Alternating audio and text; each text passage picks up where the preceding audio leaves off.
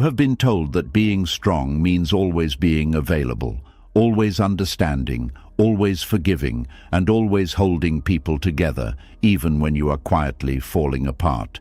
But if that were true, why does your heart feel so heavy after doing so much good? Why do you feel lonely even when everyone comes to you? Why do you keep giving comfort to others while your own spirit waits in silence, hoping someone will notice that it is tired? The quiet pain is not that you helped people. The quiet pain is that somewhere along the way you stopped returning to yourself. You became a safe place for everyone else, but not for your own sadness. You became the listener, the helper, the patient one, the person who says, "It is okay," even when nothing inside you feels okay. And slowly, without knowing it, you began to disappear behind the needs of others. Buddhist wisdom teaches that compassion is beautiful, but attachment to being needed can become a hidden form of suffering. When you believe your worth comes only from what you give, you begin to fear rest. You begin to feel guilty for peace. You begin to mistake self-abandonment for love, and you keep pouring from an empty bowl, hoping someone will finally see how much it cost you. Tonight, as you listen to these lessons, something inside you may begin to return. The part of you that was left behind in old responsibilities, old pain, old expectations, and old promises to never disappoint anyone may begin to breathe again. Your mind may grow quieter, your heart may soften, and for the first time in a long time, you may realize that coming back to yourself is not selfish. It is sacred. This is not just a lesson about helping others.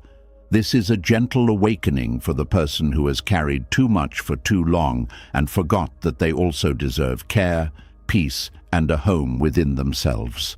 Are you ready? Let's begin. And this is where the first door opens, because before a person can return to themselves, they must understand why they kept leaving themselves in the first place.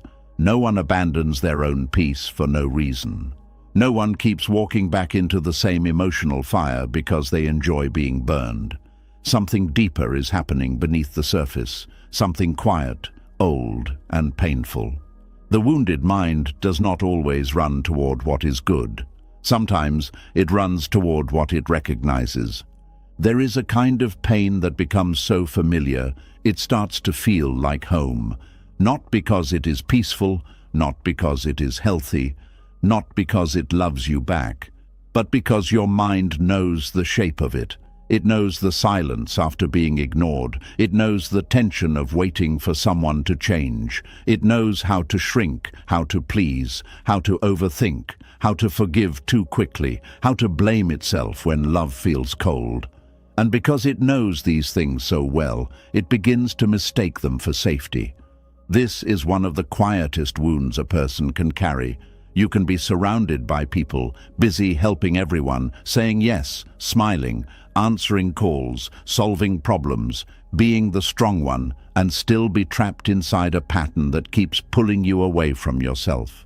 You may think you are choosing love, loyalty, patience, or kindness, but sometimes what you are really choosing is the pain your nervous system already understands. And Buddhist wisdom asks us to pause here, not with shame, but with awareness. Because until you see the pattern clearly, you will keep calling it your personality, your duty, or your heart. A wounded mind does not always trust peace when peace arrives. Peace can feel strange to someone who has spent years living inside emotional noise. If you grew up needing to read people's moods, explain yourself too much, earn affection, or stay quiet to keep things from falling apart, calmness may not feel natural at first. It may even feel dangerous. When nobody is upset, you may start looking for what is wrong. When someone treats you gently, you may wonder when the softness will end. When life becomes quiet, your thoughts may begin to search for a problem, because your mind has been trained to believe that silence is only the moment before something hurts. This is why familiar pain can feel safer than unknown freedom. The mind prefers what it can predict, even when what it predicts is suffering. A person may stay in a painful relationship, not because they are blind, but because the pain has a rhythm they understand. They know when to apologize. They know when to become small. They know how long to wait before sending another message. They know how to explain away disappointment. They know how to survive being half-loved. But when real peace comes, when someone does not require them to beg for basic kindness, when life asks them to rest instead of chase, they may feel lost. They may not know who they are without tension. This does not mean they want to suffer. It means suffering has become familiar ground. And familiar ground, even when it is full of thorns, can feel less frightening than an open field. The wounded mind says, "At least I know how this pain works." It says, "At least I know what to expect." It says, "At least I know how to survive here." But freedom asks for something different. Freedom asks you to stop surviving and start living. And for someone who has only known survival, that can feel like stepping into a new world without a map. Buddhist wisdom teaches that suffering often continues because of attachment, but attachment is not always attachment to pleasure. Sometimes it is attachment to pain. This is difficult to admit because nobody wants to believe they are attached to what hurts them. Yet attachment does not mean you like something. It means something has power over your mind. It means your thoughts keep circling it, your emotions keep reacting to it, your body keeps preparing for it, your identity keeps forming around it. And even when you try to leave it, some part of you still looks back. This is why a person can know something is hurting them and still return to it. They know the conversation will leave them drained, but they answer the call. They know the person will not show up differently, but they wait. They know the place no longer brings peace, but they keep visiting it in memory. They know they are tired, but they keep offering themselves to people who only notice them when they need something. From the outside, it may look simple. People may say, "Just stop going back." But the inner world is not so simple. The wounded mind is not just making choices. It is repeating training. Pain trains the mind through repetition. The first time you are ignored, it hurts. The second time, it confuses you. The third time, you begin to study it. By the 10th time, you may start believing this is just how love feels. By the 100th time, you may not even call it pain anymore. You may call it normal. You may say, that is just how people are. You may say, I am used to it. You may say, it is not that bad. And those words may sound strong, but sometimes they are not strength. Sometimes they are the language of someone who has lowered their expectations just to keep a connection alive. The mind is powerful, but it is also protective. It will do almost anything to help you survive what you are not ready to face. If accepting the truth would break your heart, the mind may soften the truth. If seeing someone clearly would force you to leave, the mind may create excuses for them. If admitting you are exhausted would require you to stop being available to everyone, the mind may tell you that you are fine. This is not foolishness. This is protection. But sometimes the same protection that helped you survive becomes the wall that keeps you trapped. A wounded mind often chooses familiar pain because unfamiliar peace requires a new identity. If you have always been the giver, who are you when you stop overgiving? If you have always been the one who understands everyone, who are you when you finally say, I cannot carry this? If you have always been the person who stays, who are you when you walk away calmly? If your worth has been built around being needed, then peace may feel like emptiness at first, not because peace is empty, but because you have not yet learned how to live without proving your value through struggle. This is where many people misunderstand healing. They think healing will feel like relief from the first moment. Sometimes it does, but often healing feels uncomfortable before it feels peaceful. It feels like guilt when you choose yourself. It feels like fear when you stop chasing. It feels like loneliness when you no longer return to people who only knew how to use your kindness. It feels like silence after years of noise. It feels like standing in a room where nothing is burning, yet your body is still looking for smoke.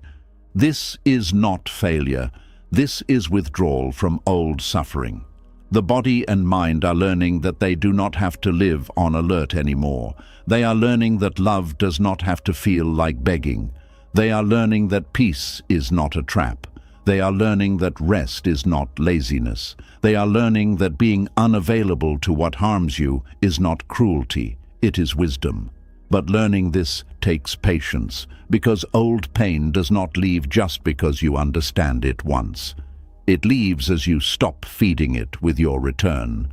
The wounded mind mistakes familiar pain for safety because it confuses recognition with protection. Just because something is familiar does not mean it is safe. A cage can be familiar. A storm can be familiar. Loneliness can be familiar. Waiting can be familiar. Being chosen only when convenient can be familiar. Carrying everyone else while nobody carries you can be familiar. But familiarity is not the same as peace. It is only the mind saying, "I have been here before." And Buddhist wisdom reminds us that awareness begins when we stop asking, "Do I know this?" and start asking, "Does this free me?" That question can change everything. Does this free me, or does it keep me small? Does this love bring me closer to myself, or does it make me disappear? Does this responsibility come from compassion or from fear of disappointing people? Does this forgiveness bring peace, or does it give someone permission to wound me again? Does this familiar place nourish my spirit, or does it only remind my nervous system of what it learned to survive? These questions are not easy because the answers may ask you to change your life. And change is not always dramatic. Sometimes it is very quiet. It is not answering immediately. It is not explaining yourself to someone committed to misunderstanding you. It is noticing the urge to return and letting it pass. It is allowing guilt to be present without obeying it. It is choosing rest even when your mind says you should be doing more. It is feeling the old pull toward pain and whispering, "I know this place, but I do not have to live here anymore." There is deep wisdom in that pause. In Buddhism, the pause between feeling and action is sacred. A feeling can rise, but you do not have to become its servant. A memory can appear, but you do not have to follow it back into suffering. A person can call, but you do not have to abandon yourself to answer. A wound can ache, but you do not have to reopen it just to prove you are loving. This is where freedom begins. Not in never feeling pain, but in no longer letting pain choose your path. For many people, familiar pain began as the only way they knew how to receive connection. Maybe love came with criticism. Maybe attention came only when there was crisis. Maybe peace never lasted long enough to trust it. Maybe you had to become useful before you felt valued. Maybe you learned that your needs were too much, but other people's needs were always urgent. So now, as an adult, you may find yourself drawn to situations where you must earn what should be freely given. You may feel more comfortable proving your worth than receiving care. You may feel safer helping than being helped. You may feel stronger giving advice than admitting you are tired. This is how the wounded mind builds a false sense of safety. It says, "If I am useful, they will not leave." It says, "If I am patient, they will change." It says, "If I give enough, they will finally see me." It says, "If I do not ask for too much, I will not be rejected." But beneath all these thoughts is a frightened part of you trying to secure love through self-abandonment. And the sad truth is that people who benefit from your self-abandonment may not encourage your healing.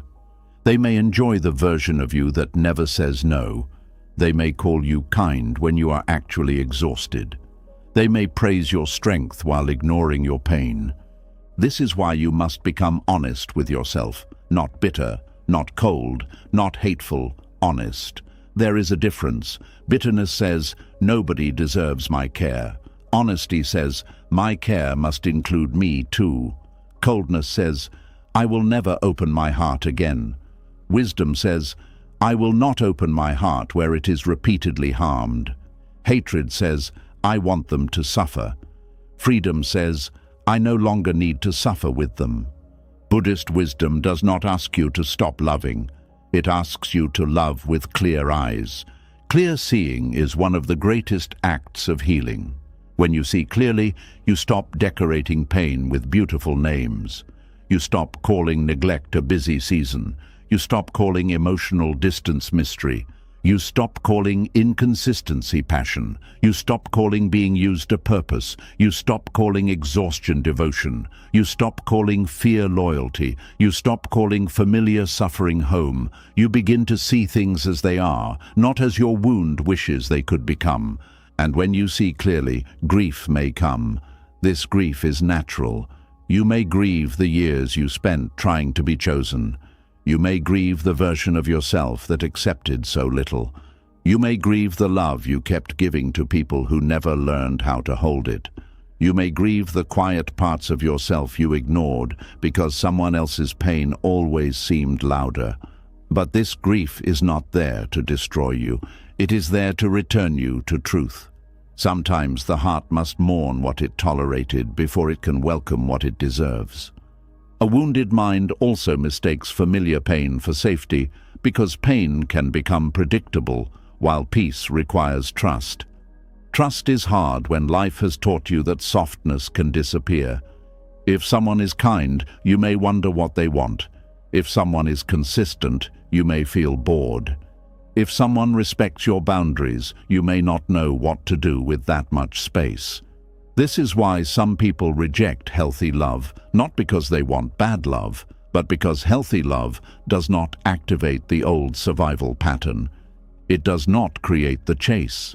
It does not keep the nervous system busy. It does not offer the emotional highs and lows that pain once disguised as connection. But calm love is not weak love. Peaceful connection is not empty connection. A quiet life is not a meaningless life.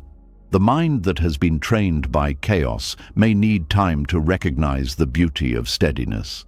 It may need time to learn that love can be gentle and still be deep, that care can be consistent and still be real, that peace can feel unfamiliar and still be safe, that you do not have to suffer to prove that something matters. This lesson is especially important for the person who is always there for others, because being always available can become a way of avoiding your own inner life. When you are busy rescuing everyone, you do not have to sit with your own sadness. When you are solving other people's problems, you do not have to ask why you feel unseen. When you are needed, you do not have to face the fear that you may not know who you are without being useful. The wounded mind may use service as a hiding place. It may hide behind kindness, behind responsibility, behind being the strong one. But even beautiful roles can become prisons when they require you to disappear. True compassion does not ask you to vanish. True compassion includes the one who is giving. If your kindness leaves you empty, resentful, unseen, and disconnected from yourself, then something is out of balance. Buddhist wisdom often speaks of the middle way, the path that avoids extremes. One extreme is selfishness, where you care only for yourself and forget the suffering of others. But the other extreme is self-erasure, where you care for everyone and forget the suffering inside your own heart. Both lead to pain. The middle way says, I can care, but I do not have to abandon myself. I can love, but I do not have to disappear. I can be present, but I do not have to be consumed. This is the wisdom the wounded mind needs.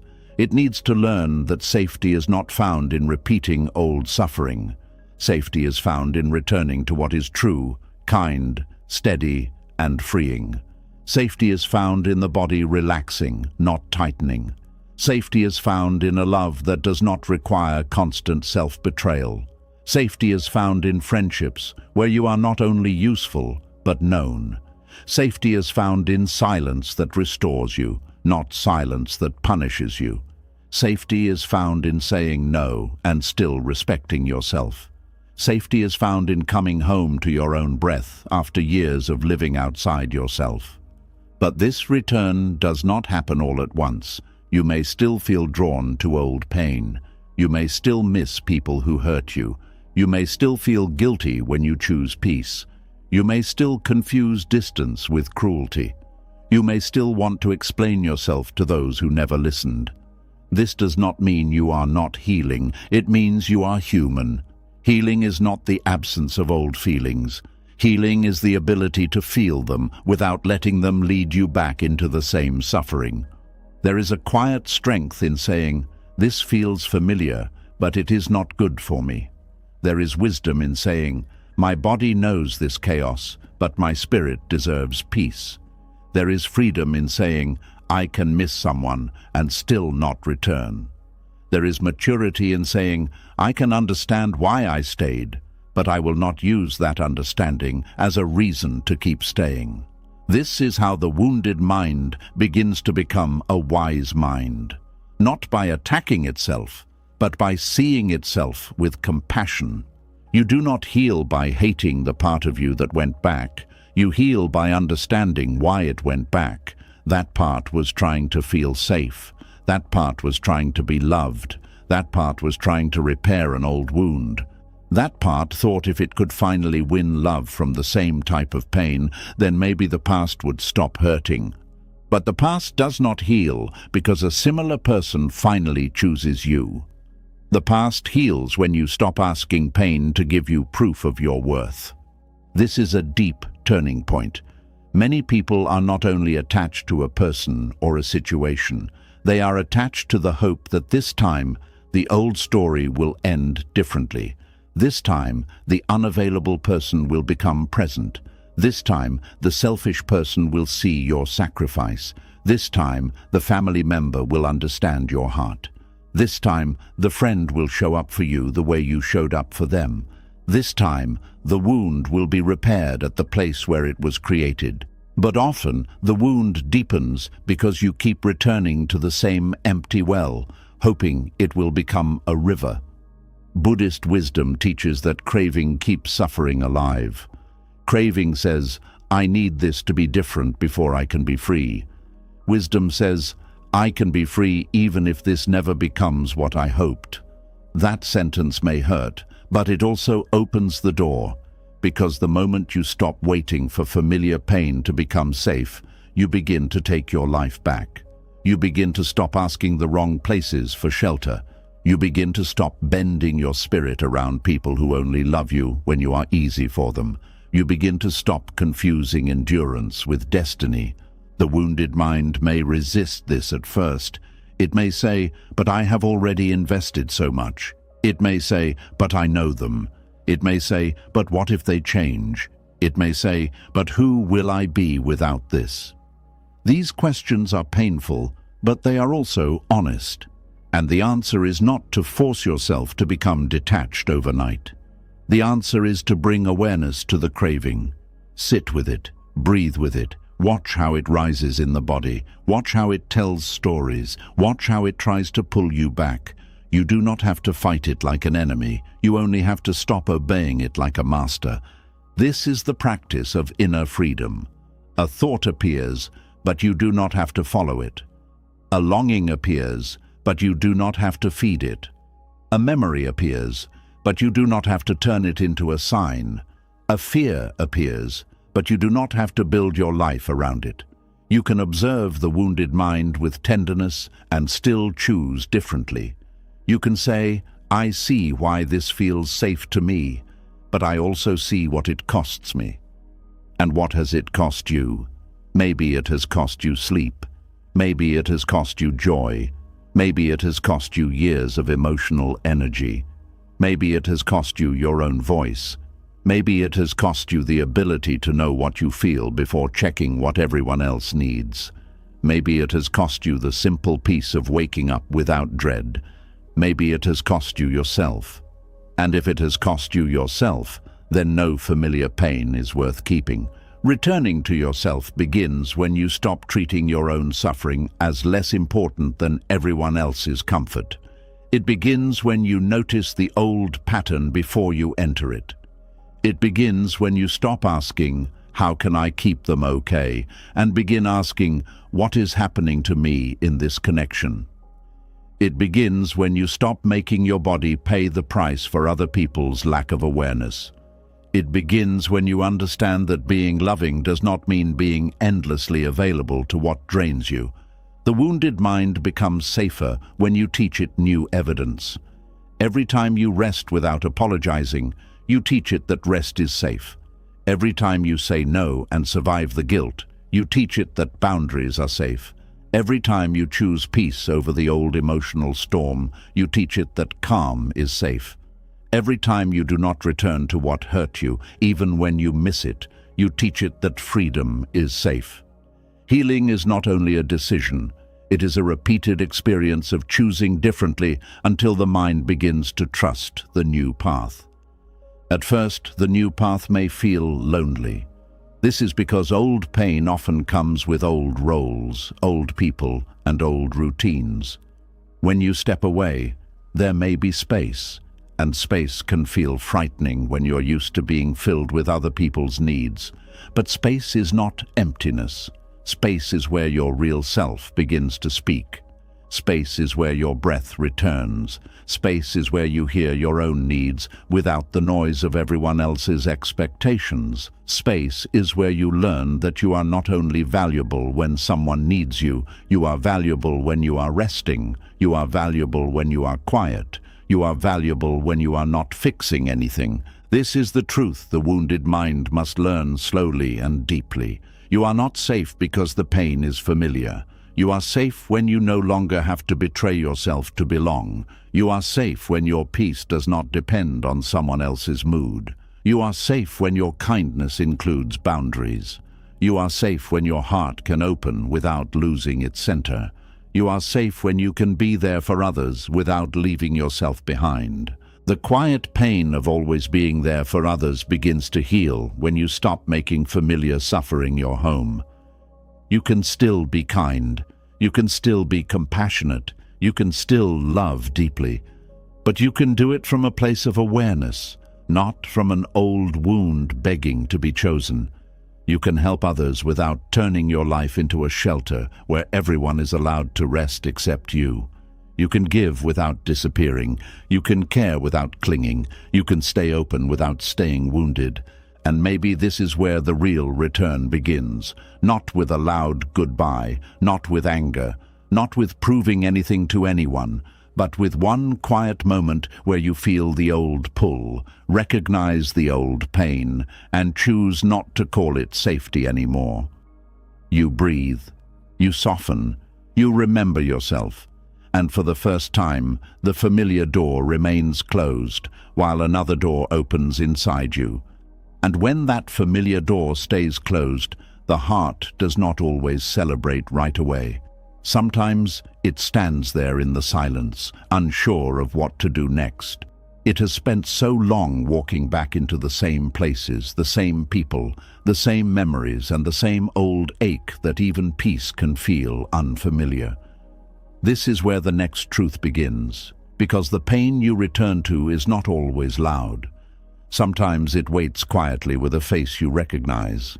There is a strange kind of comfort in returning to what once destroyed your peace, not because it healed you, not because it protected you, not because it brought out the best in you, but because it gave your suffering a shape you already understood.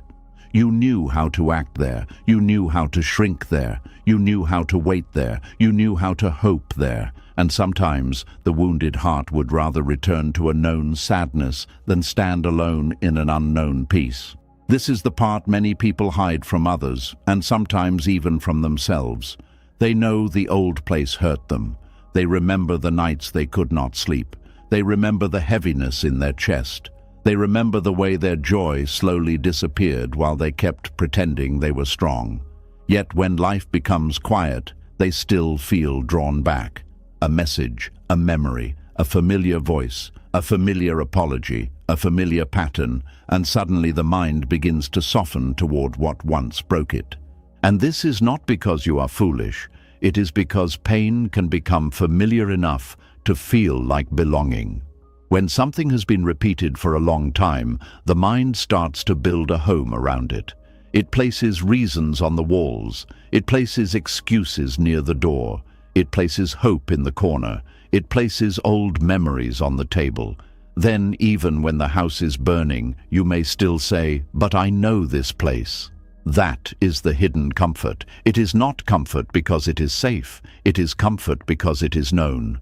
Buddhist wisdom teaches that attachment does not always look like desire for pleasure. Sometimes attachment is the refusal to release what has become part of your inner story. You may not want the pain, but you may still be attached to the meaning you gave it. You may be attached to the hope that one day it will become worth it. You may be attached to the idea that if you keep returning, the ending will finally change. You may be attached to proving that you did not suffer for nothing. This is why returning can feel comforting. It lets you continue the old story. It lets you avoid the grief of accepting that something truly harmed you. It lets you postpone the pain of admitting that the person, place, or pattern you loved may never become what your heart needed. So instead of facing that final truth, the mind says, "Go back, try again. Maybe this time will be different." And for a moment, that thought feels softer than acceptance. But acceptance is not cruelty. Acceptance is the end of arguing with reality. It is the moment you stop asking a dry well to become a river. It is the moment you stop knocking on a locked door and calling your bleeding hand loyalty. It is the moment you stop confusing your ability to endure pain with proof that the pain belongs in your life. Still, before acceptance becomes peaceful, it can feel like loss. That is why so many people turn around just before freedom begins. The hidden comfort of returning to old pain is that it saves you from facing emptiness. When you leave what once consumed you, there is space. And space can feel frightening to someone who has spent years being filled with worry, longing, tension, and responsibility. If your days were built around someone else's mood, silence can feel strange. If your thoughts were always occupied by what went wrong, calmness can feel too wide. If your heart was always waiting for proof of love, stillness can feel like abandonment. So the mind runs back, not always because it wants the person, but because it wants the noise. It wants the old emotional task. It wants something to solve, something to decode, something to chase. It wants the familiar pressure because pressure gives it a job. Without that job, you may have to sit with yourself. You may have to feel the tiredness you ignored. You may have to hear the small voice inside asking, "What about me?" And that question can be more painful than the old chaos. This is how self-abandonment hides behind devotion.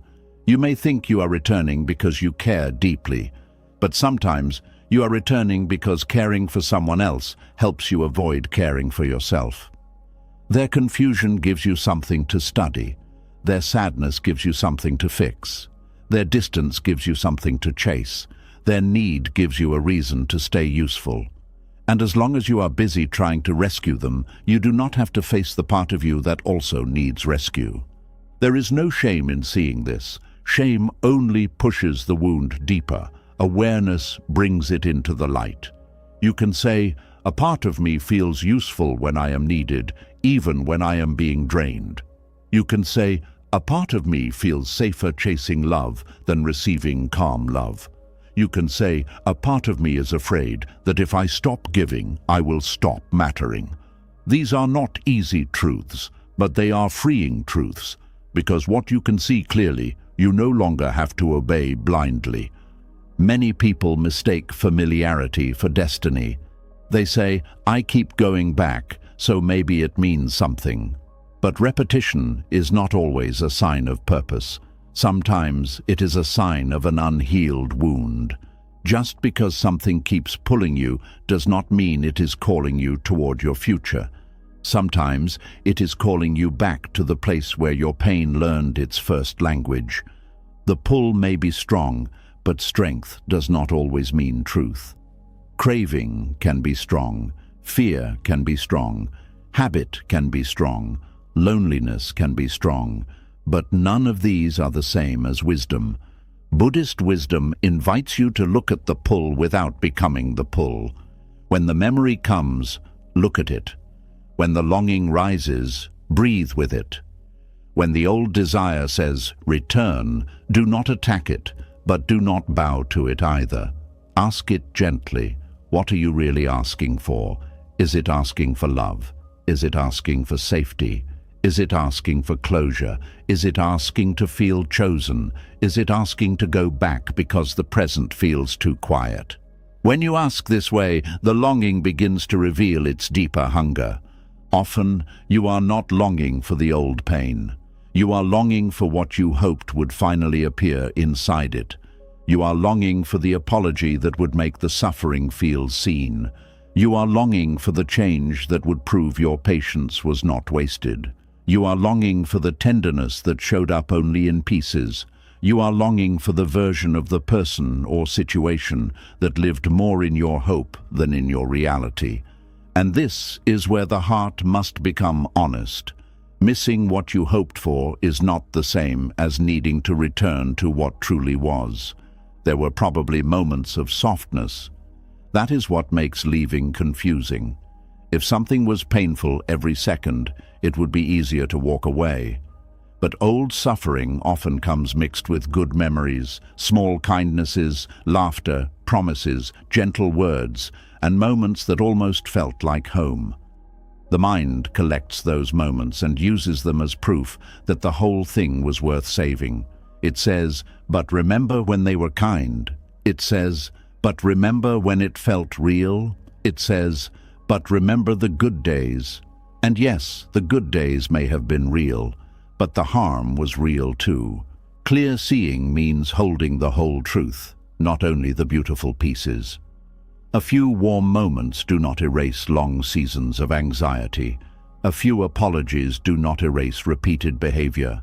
A few memories do not make a place safe for your spirit. A person can have good qualities and still not be good for your peace. A situation can have meaning and still not belong in your future. A chapter can matter deeply and still need to end. This is difficult because the mind often protects old attachments by editing the past. When enough time passes, it may soften the sharp edges. It may remember the laughter more than the loneliness. It may remember the beginning more than the ending. It may remember potential more than reality. This is why people return to what hurt them and then feel shocked when the same pain returns. They did not go back to the full truth. They went back to a memory that had been cleaned up by longing. Longing is a skilled painter.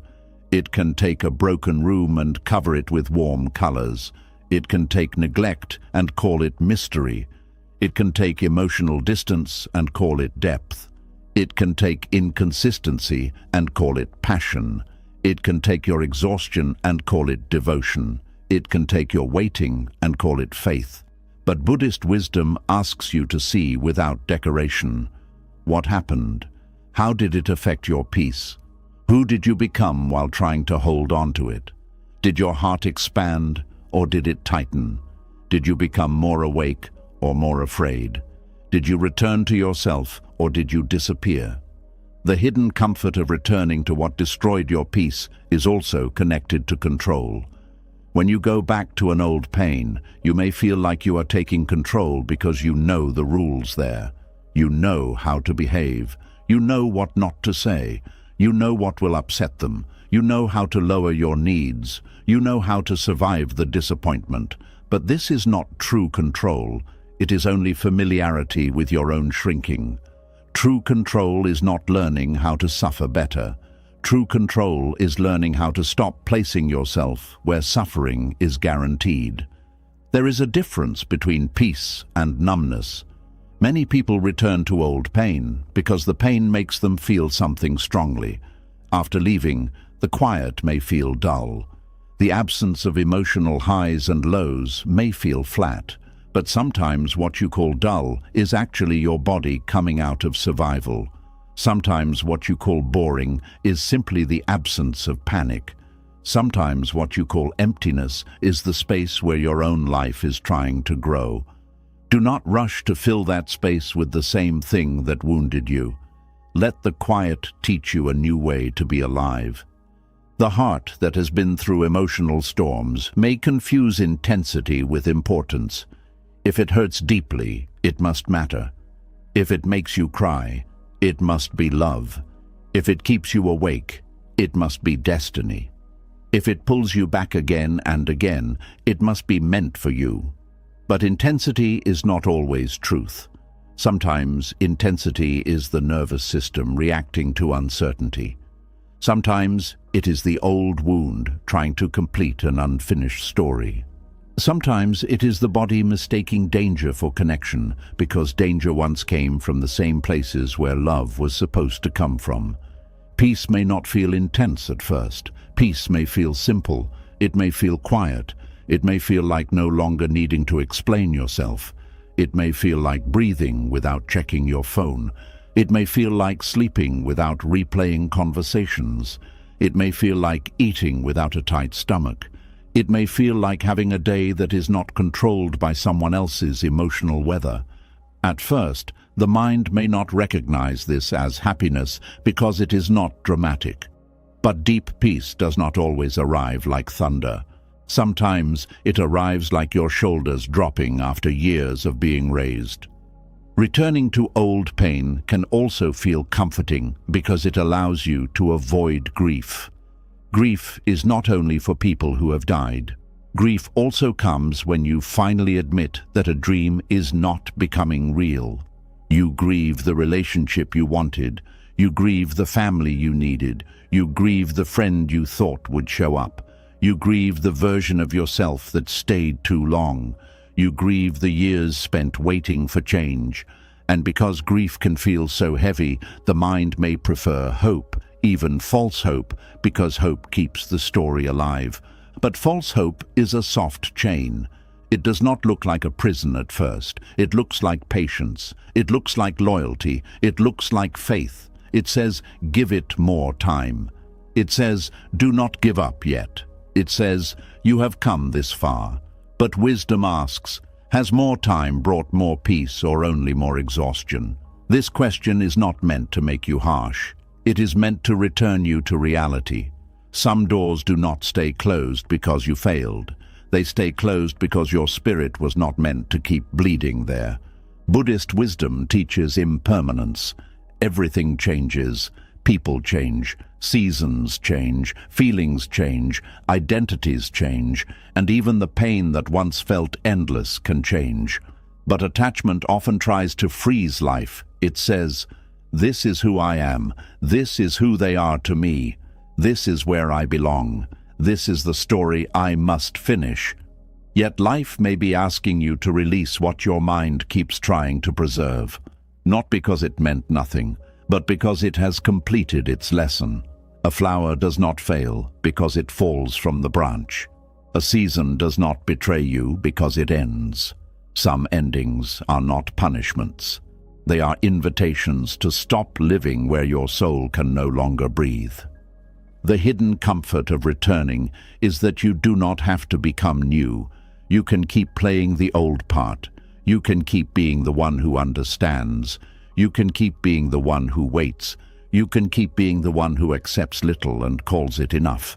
But the cost is high. Every time you return to what destroyed your peace, you teach your heart that its pain is negotiable. You teach your body that its warning signs can be ignored. You teach your spirit that love means leaving itself behind.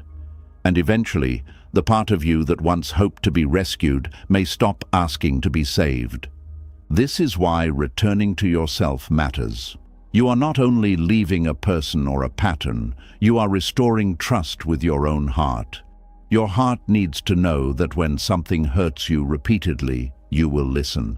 Your body needs to know that when it tightens, you will pay attention.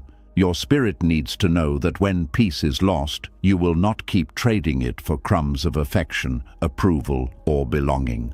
Self-trust is rebuilt when you stop betraying yourself in the same places. At first, this may feel uncomfortable because old pain often gives quick emotional relief.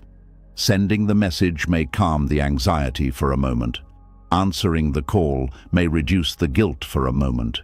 Going back may remove the loneliness for a moment. But relief is not the same as healing. Relief quiets the craving for a short time. Healing removes the need to keep feeding it. Relief says, I feel better because I returned. Healing says, I can feel discomfort and still not return. Relief is immediate. Healing is deeper. Relief may keep the pattern alive. Healing helps the pattern dissolve. This is why you must learn to sit through the urge to explain, the urge to check, the urge to revisit the memory, the urge to prove your worth, the urge to make them understand, the urge to return just to feel less empty. Sit with it like a wave.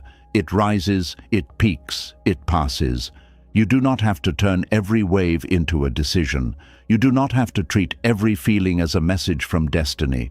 Some feelings are only old weather moving through the body. When the urge comes, return to the breath. Buddhist practice begins with noticing. Feel the inhale, feel the exhale, feel the body sitting, standing, or lying down. Let the mind speak, but do not let it drive. You can say, this is longing. You can say, this is fear. You can say, this is the old comfort asking for me. Naming the experience gives you space from it. Instead of saying, I need to go back, you say, there is a part of me that wants to go back. That small difference is powerful. It reminds you that you are not the craving. You are the one aware of it. The more you practice this, the more you begin to see that the comfort of old pain is not true comfort. True comfort does not leave you anxious afterward. True comfort does not require you to silence your needs. True comfort does not ask you to accept confusion as normal. True comfort does not make your body feel unsafe. True comfort brings you closer to yourself. It gives your heart room. It gives your breath space. It allows you to be honest without fear. It does not punish you for having limits. Sometimes, the reason you return to what destroyed your peace is because you are still waiting for it to give back what it took. You want your confidence back. You want your innocence back. You want your time back. You want your joy back. You want the person or situation to finally admit the cost. But healing rarely comes from the place that wounded you. You may receive an apology one day, or you may not. They may understand one day, or they may not. They may regret it, or they may never see it clearly. If your freedom depends on their awakening, you remain tied to their sleep.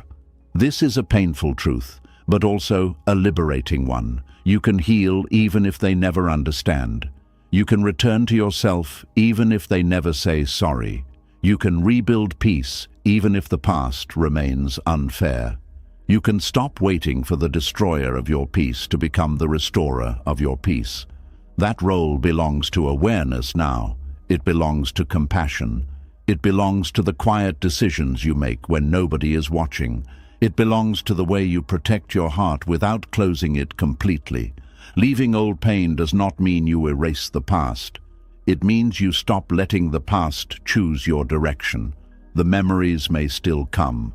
The tenderness may still appear. The questions may still rise. But you do not have to build a home there anymore. You can bow to what was.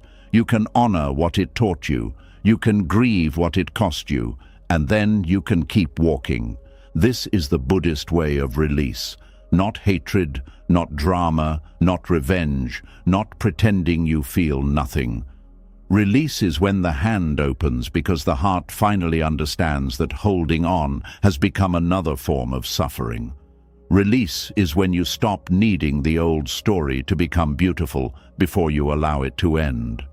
Release is when you no longer return to the place that broke your peace just because it still knows your name. And maybe this is where the deeper healing begins. You stop confusing comfort with recognition. You stop believing that because something is familiar, it must belong to you. You stop walking back to the same fire just because you learned how to stand in the heat. You stop giving the past another chance to wound the present. You begin to see that the quiet space you feared is not emptiness. It is your life waiting for you to come back. The hidden comfort of returning to what once destroyed your peace loses its power when you finally tell yourself the whole truth. Yes, it was familiar. Yes, there were moments you miss. Yes, part of you still aches. Yes, walking away may feel lonely at first. But no, pain is not a home. No, exhaustion is not devotion. No, confusion is not love. No, losing yourself is not loyalty. And no, you do not have to keep returning to what broke you just because it once held a piece of your heart. You can be grateful for the lesson without repeating the wound. You can love what was good without returning to what was harmful. You can miss someone and still choose distance. You can feel tenderness and still protect your peace. You can forgive without reopening the door. You can understand without staying available. You can release without hatred. You can leave without becoming cold. You can choose yourself without becoming selfish. And when that truth settles inside you, peace begins to feel less foreign. The silence becomes less frightening. The space becomes less empty. The old pull may still visit, but it no longer rules. You begin to recognize the difference between a wound calling you back and wisdom calling you forward. You begin to understand that the comfort you were seeking was never truly in the old pain. It was in the part of you that survived it, waiting patiently for you to stop leaving yourself behind. So when the old door calls again, pause before you touch the handle. Notice what part of you wants to enter. Is it your peace or your fear? Is it your wisdom or your loneliness? Is it your healed self or the wounded self still hoping to be chosen? Then breathe, let the answer rise without force. And if the truth is that returning would cost you yourself again, step back gently, not with anger, not with pride, but with the quiet dignity of someone who finally understands that peace is not found by returning to what destroyed it. This is how you begin to come home.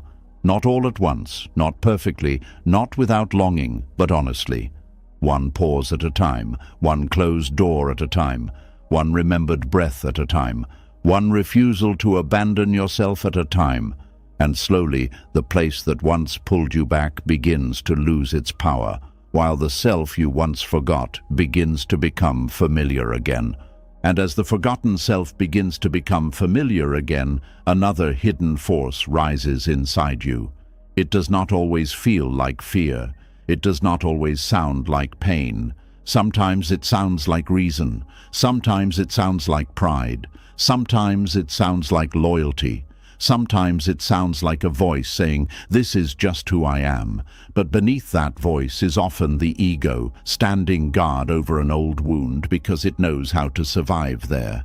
There is a part of you that would rather defend the pain you know than surrender to the peace you do not yet understand. It is not because you are broken. It is because the ego does not care first about freedom. It cares first about survival. And if suffering has been the place where you learn to survive, the ego may protect that suffering like it is protecting your life. The ego is not always loud arrogance. It is not only the part of a person that wants to be praised, admired, or seen as important. Sometimes the ego is the quiet protector that says, "Do not change too much. Do not let go too fast. Do not admit how much this hurt. Do not face the truth, because if you face it, you may have to become someone new." The ego can stand in front of an old wound like a guard at a locked gate, not because the wound is sacred, but because the ego built its identity around surviving it. This is why healing can feel like a threat. When you begin to return to yourself, the ego may panic. It may ask, "If I stop being the strong one, who am I? If I stop being needed, will anyone stay? If I stop forgiving quickly, Will people call me cold? If I stop carrying everything, will my life become empty? If I admit this hurt me, does it mean I was wrong all along? These questions can feel so heavy that the mind may choose the old suffering again, simply because the old suffering does not demand a new self.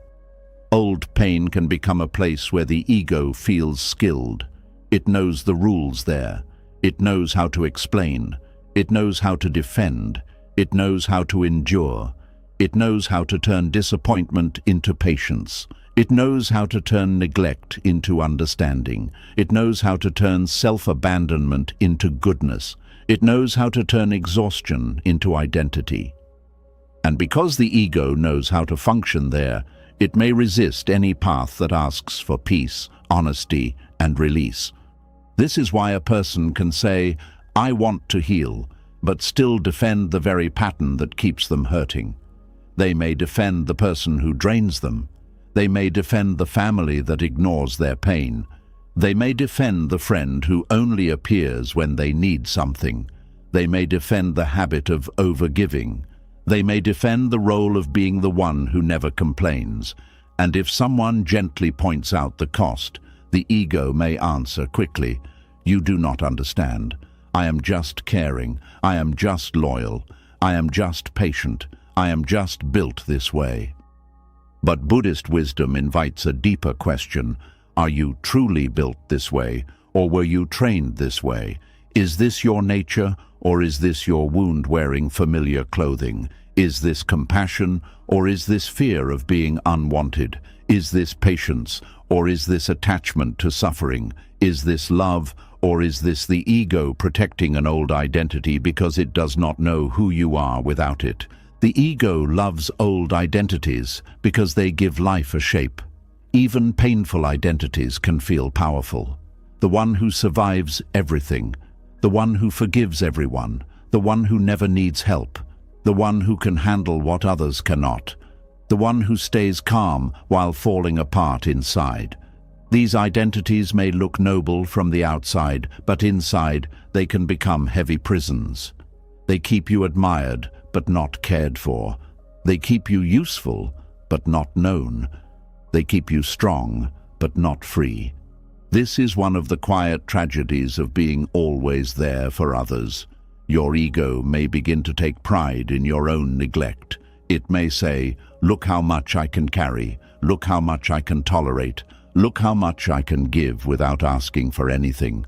And for a while, this pride may help you survive. It may help you keep going when no one notices your pain. It may help you feel valuable when people only come close to receive from you. But over time, the same pride that helped you endure may stop you from admitting that you are tired. That is how the ego protects suffering. It turns pain into proof of worth. It says, "If I suffered this much, it must mean I am good." It says, "If I stayed this long, it must mean I am loyal." It says, "If I gave this much, it must mean I loved deeply." And while some of this may be true, it is not the whole truth. You can be good and still need rest. You can be loyal and still leave harm. You can love deeply and still accept that love without wisdom becomes self-destruction. You can have a kind heart and still stop offering it to places that only know how to take. The ego also protects old suffering because admitting the truth can feel humiliating. It hurts to admit that you stayed too long. It hurts to admit that someone did not value you the way you hoped. It hurts to admit that the person you kept defending was also the person who kept wounding you. It hurts to admit that your silence was not always peace, but fear. It hurts to admit that you called it understanding when you were actually afraid to ask for more. The ego wants to avoid that shame, so it may choose denial over freedom. Denial feels softer in the beginning. It says, "It was not that bad." It says, "Everyone goes through this." It says, "I am being too sensitive." It says, "They had a hard life too." It says, "Maybe I expected too much." But denial is not real softness. It is a blanket placed over a wound that still needs air. The wound may be hidden, But it does not heal. It waits. It shapes your reactions. It influences your choices. It teaches you to call familiar pain normal. Buddhist wisdom does not shame denial. It understands why the mind hides from truth. The mind hides because truth can feel like a breaking. But in the spiritual path, truth is not meant to destroy you. Truth is meant to remove the false shelter. A false shelter may protect you from rain for one night, but if it is built on poison, you cannot live there forever. There comes a moment when the soul must say, "I am grateful for what helped me survive, but I cannot keep calling it home." The ego does not like this sentence. The ego wants certainty. It wants the old story to remain clear. It wants you to be right about what you chose. It wants your suffering to have a reward. It wants the people you loved to become the people you needed. It wants the time you spent to prove meaningful in the way you expected. But healing often asks you to release the need for the past to justify itself. Some things were lessons, not destinations. Some people were mirrors, not homes. Some seasons were teachers, not life sentences. When the ego protects old suffering, it often uses memory as evidence. It brings up the good moments. It says, "Remember when they cared. Remember when they apologized. Remember when they needed you. Remember when you felt close." And because those memories are real, the heart listens. But the ego may leave out the other memories, the waiting, the shrinking, the confusion, the way you lost sleep, the way you stopped asking for what you needed, the way you felt guilty for having limits, the way peace became something you visited only in small moments before another wave of worry arrived. This is why awareness must be honest enough to hold the complete picture, not only the wound, not only the sweetness, not only the hope, not only the disappointment, the complete picture. When you see the whole truth, the ego has less space to decorate the past. It can no longer use one good moment to erase a pattern. It can no longer use one apology to hide repeated harm. It can no longer use your compassion to silence your wisdom. There is a difference between the soul and the ego. The soul wants truth, even when truth is painful. The ego wants protection, even when protection becomes a cage. The soul says, "Let me see clearly." The ego says, "Let me keep the story that makes me feel safe." The soul says, "I am ready to grow." The ego says, "Growth may cost me my old identity." The soul says, "Peace is possible."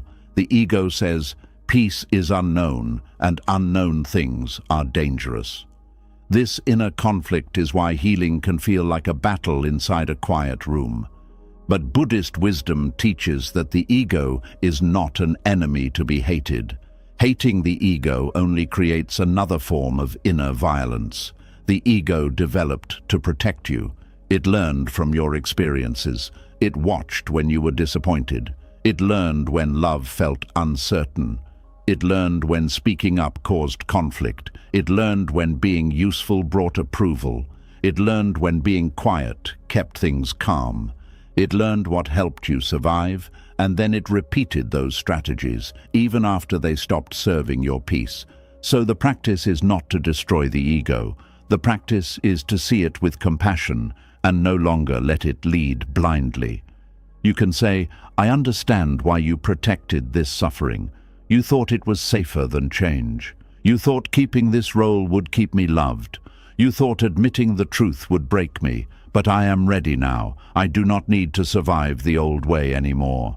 This kind of inner speech may sound simple, but it begins to loosen the grip of old protection. The ego often believes that letting go means losing.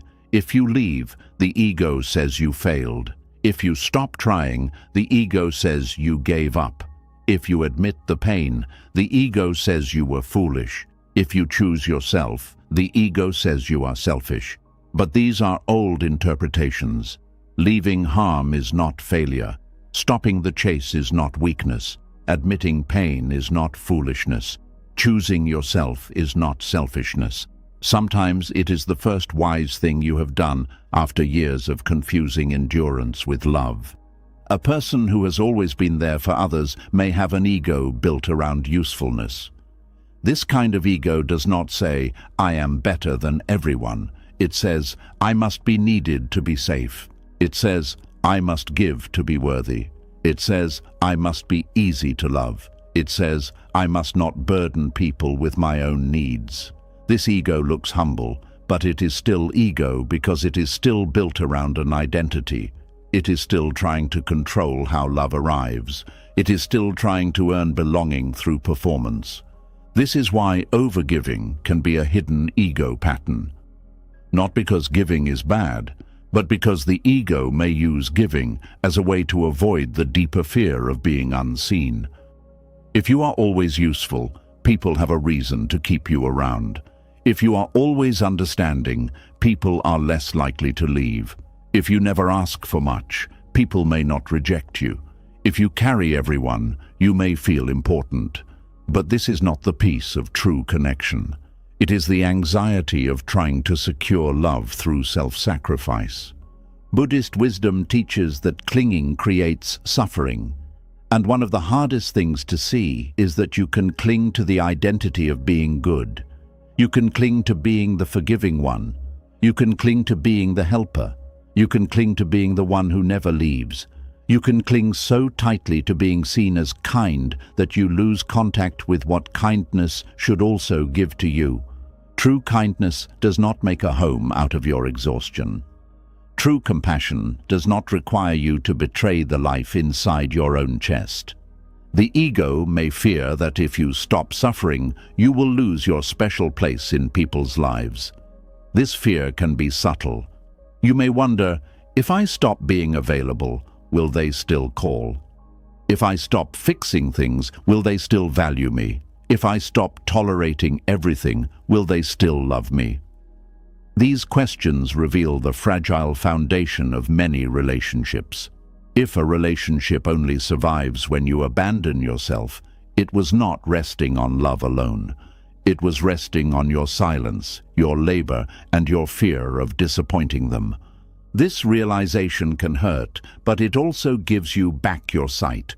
You begin to notice who respects your peace. You begin to notice who becomes angry when you stop overextending. You begin to notice who misses you as a person and who only misses your service. You begin to notice who can sit with your truth and who only preferred your compliance. The ego may not like these discoveries because they break old illusions, but the soul needs them because clarity is the beginning of freedom. The ego also protects suffering by making healing feel like betrayal. It says, if you move on, it means the past did not matter. It says, if you stop hurting, it means you did not love deeply. It says, if you become peaceful, it means you have forgotten what happened. But healing is not betrayal. Healing is not forgetting. Healing is not disrespecting the pain you went through. Healing is allowing the pain to stop controlling the rest of your life. You can honor what happened without living inside it. You can remember without returning. You can love what was real without rebuilding a house in the ruins. There is a quiet ego in suffering because suffering can make you feel connected to what you lost. If you stop hurting, you may fear losing the last thread to someone or something that mattered. So the mind keeps the wound alive as a form of attachment. It says, as long as I hurt, it still means something. But meaning does not need constant pain to remain true. Love does not need endless suffering to prove it existed. A lesson does not need repeated wounds to stay valuable. You are allowed to keep the wisdom and release the torment. This is where the Buddhist practice of non-attachment becomes powerful. Non-attachment is not coldness. It is not pretending nothing matters. It is not forcing yourself to feel nothing. It is the gentle understanding that everything can be held without being possessed. A memory can be held lightly. A person can be wished well from a distance. A chapter can be respected without being reopened.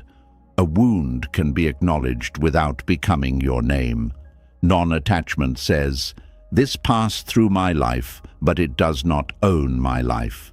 The ego struggles with this because the ego wants ownership. It says, "My pain, my story, my role, my sacrifice, my proof." But the soul knows that nothing is truly owned. Everything is changing. The person you were inside that suffering is not the person you must remain. The life that required you to shrink is not the life you must keep choosing. The wound that once defined your reactions does not have to define your future. Impermanence is not only the truth that good things change, it is also the mercy that painful things can change too. Still, the ego may resist by creating fear around peace. It may say peace will make you vulnerable. It may say boundaries will make you lonely. It may say rest will make you useless. It may say self-respect will make others leave. It may say honesty will create conflict. And sometimes, yes, healing may change your relationships. Some people may not know how to relate to the version of you that no longer abandons yourself. Some may call you different. Some may call you distant. Some may say you changed, as if change were a crime. But what they may really mean is, you no longer fit the role that benefited me. Let that be seen clearly. You are allowed to change. You are allowed to disappoint people who were comfortable with your self-neglect. You are allowed to stop being available for the same emotional debts that nobody repays. You are allowed to become unfamiliar to those who only knew the wounded version of you. The ego may fear this because it wants approval, but the soul knows that approval bought with self-abandonment is too expensive. The ego protects old suffering by turning healing into a courtroom. It wants to argue, it wants to prove, it wants to win, it wants someone to admit they hurt you, it wants a final explanation, it wants the past to stand up and confess. But sometimes peace does not come from winning the case. Peace comes from leaving the courtroom. It comes from no longer presenting evidence to people who have already chosen not to see. It comes from no longer cross-examining your memories every night. It comes from no longer needing the past to agree before you free yourself. This does not mean your pain was not real. It means your freedom is too important to wait for everyone's understanding. Some people may never admit what they did. Some may remember the story differently. Some may benefit from acting innocent. Some may turn your boundaries into proof that you are the problem. The ego wants to fight this until it is recognized. But Buddhist wisdom asks, is this fight bringing you closer to peace or deeper into attachment? Sometimes the deepest victory is silence with a clear heart. A clear heart does not need revenge. It does not need to destroy. It does not need to explain forever. It simply sees. It sees the pattern. It sees the cost. It sees the old identity. It sees the fear beneath the ego's defense. And then, with patience, it chooses differently. Not once, but again and again.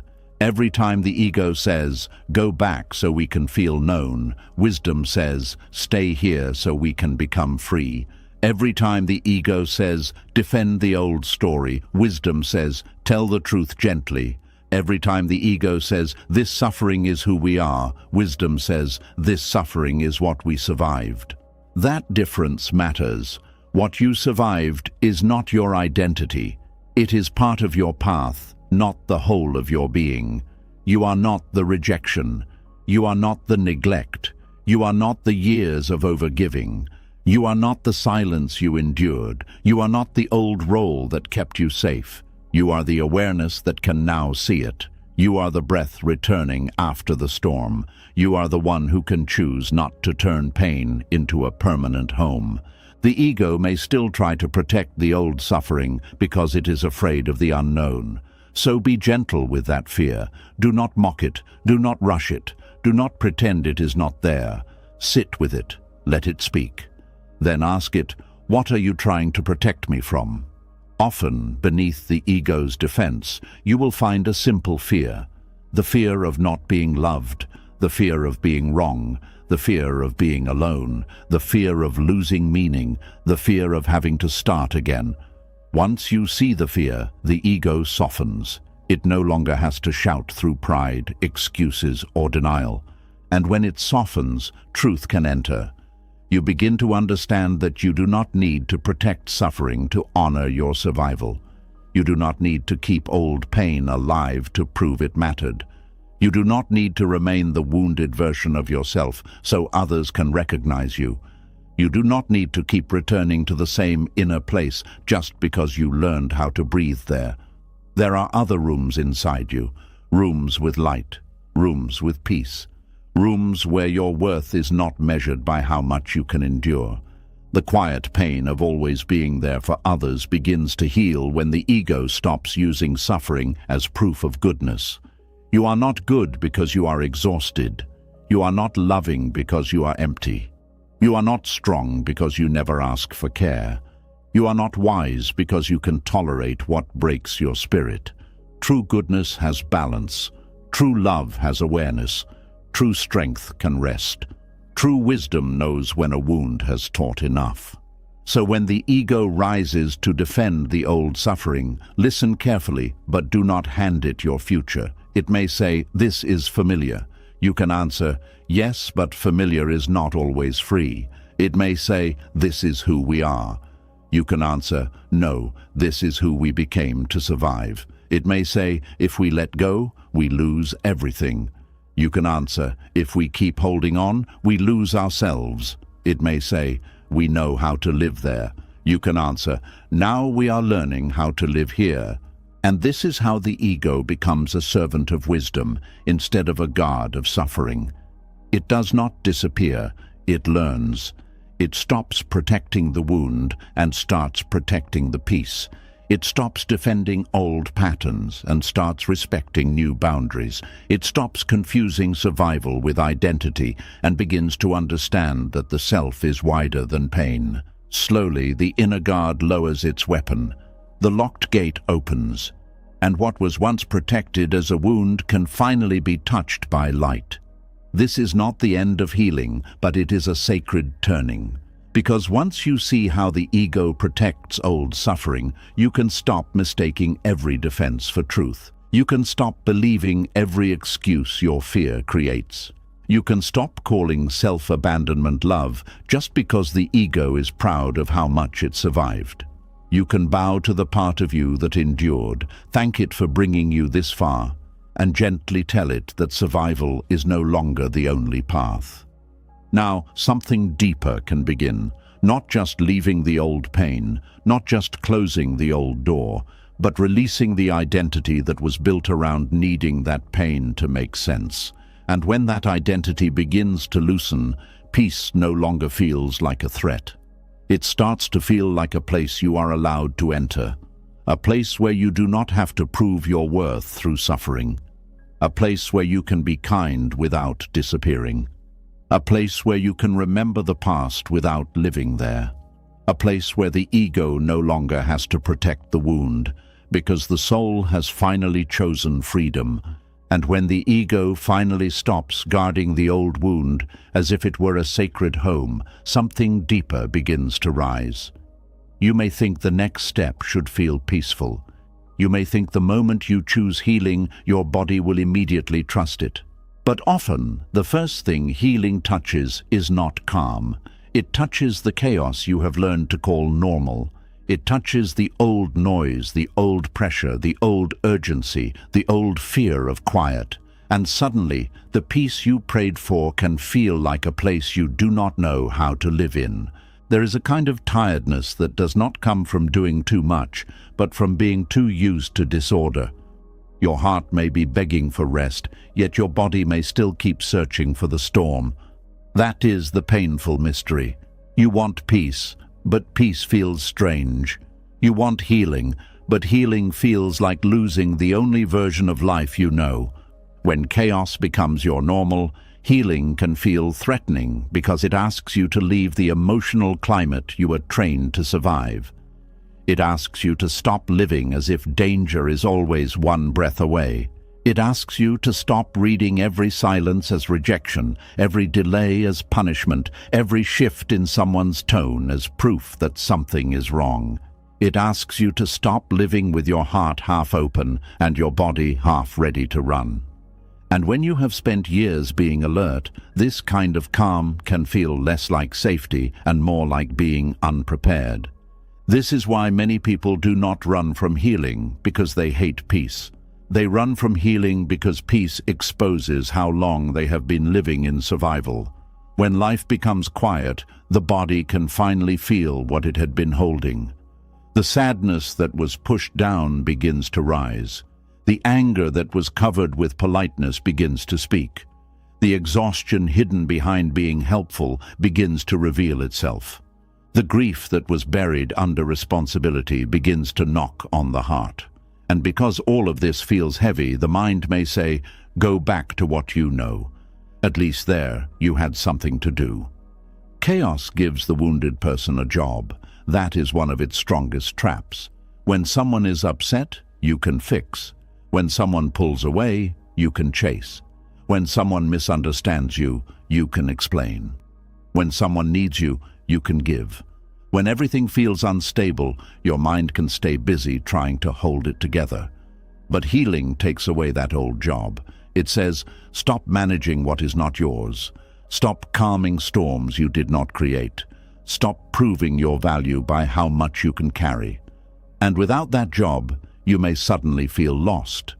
This lost feeling is not a sign that healing is wrong. It is a sign that your identity is changing. For a long time, chaos may have given you a role.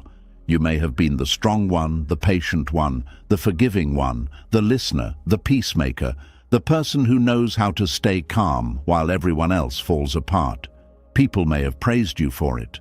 They may have called you mature. They may have called you kind. They may have called you dependable, but they may not have seen the cost. They may not have seen how often you swallowed your own feelings so other people could feel comfortable. They may not have seen how many times you abandoned your own needs to keep the room peaceful. So when healing begins, it may feel like you are losing the identity that made you useful. You may ask, who am I if I am no longer the one everyone runs to? Who am I if I stop saving people from the consequences of their own choices? Who am I if I do not immediately answer, explain, forgive, or fix? These questions can feel threatening because they reveal that your life has been organized around other people's emotional weather. Healing asks you to build a life that is not controlled by that weather anymore. Buddhist wisdom teaches that suffering grows when the mind clings to what is unstable. But the painful truth is that some people cling to instability because stability feels unfamiliar. A peaceful life may not give the same emotional rush as chaos. It may not make your heart race. It may not give you the dramatic highs that come after long lows. It may not give you the relief of being chosen after being ignored. It may not give you the temporary sweetness that arrives after days of confusion. Peace is steady, and steadiness can feel strange to someone who has learned to recognize love through intensity. This is why healing may feel boring at first, not truly boring, but unfamiliar. The body is used to tension, so calmness feels flat. The mind is used to solving emotional puzzles, so simplicity feels empty. The heart is used to earning affection, so receiving kindness without struggle feels suspicious. You may even find yourself creating problems in peaceful spaces because peace gives your old wounds nothing to react to. You may overthink a gentle message. You may distrust consistency. You may feel uncomfortable around people who do not need you to shrink. You may mistake healthy quiet for emotional distance because your mind is still searching for the old pattern. But peace is not empty. Peace is spacious. And at first, spaciousness can feel frightening because it leaves room for the self you have ignored. When chaos filled your life, you did not have to ask what you wanted. You were too busy responding to what others needed. You did not have to ask what hurt. You were too busy keeping everything moving. You did not have to ask whether you were loved well. You were too busy trying to love harder. But healing slows the pace. It gives you room to hear the questions you avoided, and that is why it can feel threatening. It does not only remove the chaos outside you, it reveals the emptiness that chaos helped you avoid. This does not mean the emptiness is bad. It means it is honest. It is the space where truth can finally breathe. It is the place where you begin to notice how tired you are. It is the place where you begin to see that always being there for others has not always meant being loved by them. Sometimes it meant being convenient. Sometimes it meant being dependable in a way that allowed others to remain careless. Sometimes it meant people trusted you to carry the weight because they knew you would not complain. Healing threatens this arrangement. It interrupts the silent agreement that everyone else can rest on you while you keep standing. And when you begin to interrupt that agreement, some people may not understand. They may say you have changed. They may ask why you are acting different. They may make you feel guilty for needing space. They may act wounded because you no longer give at the same level. This is another reason healing feels threatening. It can disturb the relationships that were built around your self-abandonment. When you stop overextending, you discover who truly loves you and who only loved your availability. That discovery can be painful, but it is also necessary. The chaos outside you often survives because of the chaos inside you. If your inner world is ruled by guilt, you will keep saying yes when your body says no. If your inner world is ruled by fear, you will keep returning to people who make you anxious. If your inner world is ruled by shame, you will believe your needs are too heavy. If your inner world is ruled by craving, you will keep mistaking small attention for deep love. Healing threatens all of this because it brings awareness where habit used to rule. Awareness is gentle, but it is not weak. It shines light into the places where you used to move automatically. Before awareness, you may answer the call because guilt tells you to. After awareness, you pause and ask, "Do I have the strength for this?" Before awareness, you may rush to fix someone's mood. After awareness, you ask, "Is this mine to carry?" Before awareness, you may return to the old storm because loneliness feels unbearable. After awareness, you ask, "Will returning heal me or only distract me?" These pauses are small, but they change the direction of a life. Chaos hates the pause because chaos survives on reaction. It needs you to answer quickly, defend quickly, apologize quickly, give quickly, return quickly, and forget yourself quickly. Healing begins when you slow down enough to notice what is happening inside you before you act. In Buddhist practice, this is a powerful doorway. The feeling rises, but you do not immediately become the feeling. The fear speaks, but you do not immediately obey the fear. The guilt burns, but you do not build your whole decision around the guilt. You learn to sit with the inner storm without letting it choose your path. This is not easy. When chaos has become your normal, stillness may feel like danger. Sitting quietly may bring up thoughts you did not want to face. Resting may feel like laziness. Saying no may feel cruel.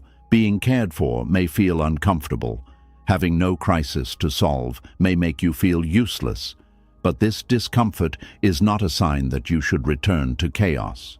It is a sign that your nervous system is learning a new language. At first, peace may speak softly, and chaos may shout. Do not mistake the loudest voice for the truest one. The wounded self often trusts chaos because chaos feels like preparation. If you are always expecting something to go wrong, you feel less surprised when it does. If you are always scanning people's moods, you feel less helpless when they change. If you are always overthinking, you feel like you are protecting yourself from pain. But constant preparation is not peace. It is a life lived under invisible threat. It may help you survive difficult environments, but it will not help you enjoy a safe one. Healing asks you to stop treating every moment as a possible attack. This is where the mind resists. It may say, if I relax, something bad will happen. It may say, if I stop worrying, I will be caught off guard. It may say, if I trust peace, I will be disappointed. These thoughts are not random. They come from old experiences where peace did not last, where love was inconsistent, where silence was followed by conflict, where happiness was interrupted by pain. The mind is trying to protect you from being surprised again. But a life spent bracing for pain is still a life shaped by pain. Healing does not promise that nothing difficult will happen. It teaches you that you do not have to suffer in advance. That is a deep form of freedom. You do not have to rehearse every possible loss. You do not have to prepare for every possible betrayal. You do not have to carry tomorrow's pain before tomorrow arrives. You do not have to stay emotionally tense just to prove that you are realistic. Buddhist wisdom calls you back to the present moment, not because the present is always perfect, but because it is the only place where you can see clearly. Chaos drags you into past wounds and future fears. Healing returns you to this breath, this body, this choice, this small moment where you can stop abandoning yourself. When chaos has become normal, the body may confuse calm people with unsafe people because calmness does not match the old pattern. If someone does not demand too much from you, you may wonder if they care. If someone gives you space, you may feel rejected. If someone communicates clearly, you may not feel the same emotional pull because there is nothing to decode. If someone respects your boundary, your old wound may say, they are not fighting for me. But healthy love does not always chase. Healthy love does not always create urgency. Healthy love does not always make you question your place. Sometimes, healthy love is so simple that the wounded heart does not recognize it at first. This is why healing also requires learning new definitions. Love is not the anxiety of waiting to be chosen. Loyalty is not staying where your spirit keeps shrinking. Compassion is not letting people wound you because they are wounded too. Strength is not pretending you have no needs. Peace is not emptiness. Boundaries are not rejection. Rest is not failure. Distance is not hatred. Silence is not always abandonment. And calmness is not always a warning that something is about to go wrong. The old definitions were created in chaos. Healing gives you new ones, but new definitions only become real when you practice them. You do not learn peace by thinking about peace once. You learn peace by choosing it in small moments. You learn it when you do not explain yourself to someone who only wants to argue. You learn it when you allow a message to remain unanswered until you are calm. You learn it when you leave a room instead of losing yourself in it. You learn it when you tell the truth softly instead of swallowing it. You learn it when you rest without asking permission from guilt. At first, these choices may feel uncomfortable because they break the old rhythm. You may feel selfish. You may feel unkind. You may feel like you are becoming distant. But often, you are not becoming distant. You are becoming present to yourself. You are no longer stretching your soul across every demand. You are no longer making your life a hallway where everyone can pass through while you have nowhere to sit. You are no longer confusing being needed with being loved. This shift may unsettle you, but it is part of healing. Chaos also becomes normal when pain gives you a sense of purpose. If your life has been centered on fixing, saving, managing, and enduring, then peace may feel like a loss of meaning. You may wonder what to do with yourself when no one needs rescuing. But your purpose is not only to be useful in other people's storms. Your life is not meaningful only when you are exhausted. There is purpose in joy. There is purpose in rest. There is purpose in learning your own heart. There is purpose in becoming whole. There is purpose in being present without being consumed. Buddhist wisdom reminds us that right action comes from awareness, not compulsion. Helping others is beautiful when it comes from a clear and steady heart. But when helping comes from fear, guilt, or the need to be needed, it becomes another form of suffering. The action may look kind, but the root is pain. Healing asks you to look at the root. Are you giving because love is flowing freely, or because you are afraid of being rejected? Are you staying because your presence is truly needed, or because leaving would make you feel guilty? Are you forgiving because your heart is at peace, or because you are afraid to hold someone accountable? The root matters. When the root changes, the action changes. You may still help, but not until you are empty. You may still love, but not by betraying yourself. You may still forgive, but not by pretending the wound did not happen. You may still show up, but not for every crisis that others refuse to take responsibility for. This is balanced compassion. It is not cold. It is wise. It understands that you cannot pour clean water from a bowl filled with resentment. It understands that your peace is not a luxury. It is part of your ability to love without becoming lost. Healing feels threatening because it removes the rewards of chaos. Yes, chaos hurts, but it can also bring rewards that are hard to admit. It may bring attention after neglect. It may bring temporary closeness after distance. It may make you feel important because you are needed. It may give you stories to explain your pain. It may give you a reason to avoid your own growth. It may give you someone else to focus on, so you do not have to face your own emptiness. When healing begins, these rewards start to lose their power. And the ego may protest because it enjoyed the familiar bargain, even while the soul was suffering. To heal, you must be willing to lose the small rewards of chaos so you can receive the deeper gifts of peace. You may lose the rush of being needed urgently, but gain the steadiness of being respected. You may lose the drama of chasing, but gain the dignity of being met halfway. You may lose the identity of being the strongest person in the room, but gain the freedom to be human. You may lose relationships that depended on your silence, but gain connection with people who can handle your truth. You may lose the old version of yourself, but gain the self who was waiting beneath the survival. There is a sacred grief in this.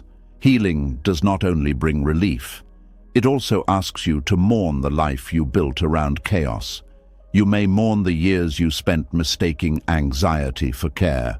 You may mourn how young you were when you learned to read the room instead of reading your own heart. You may mourn the times you needed comfort but became the comforter instead. You may mourn the version of you who thought love had to be earned through suffering. Let that grief come. Do not turn it into shame. Grief is often the sound of truth returning to the places where denial once lived. And after grief, something softer begins.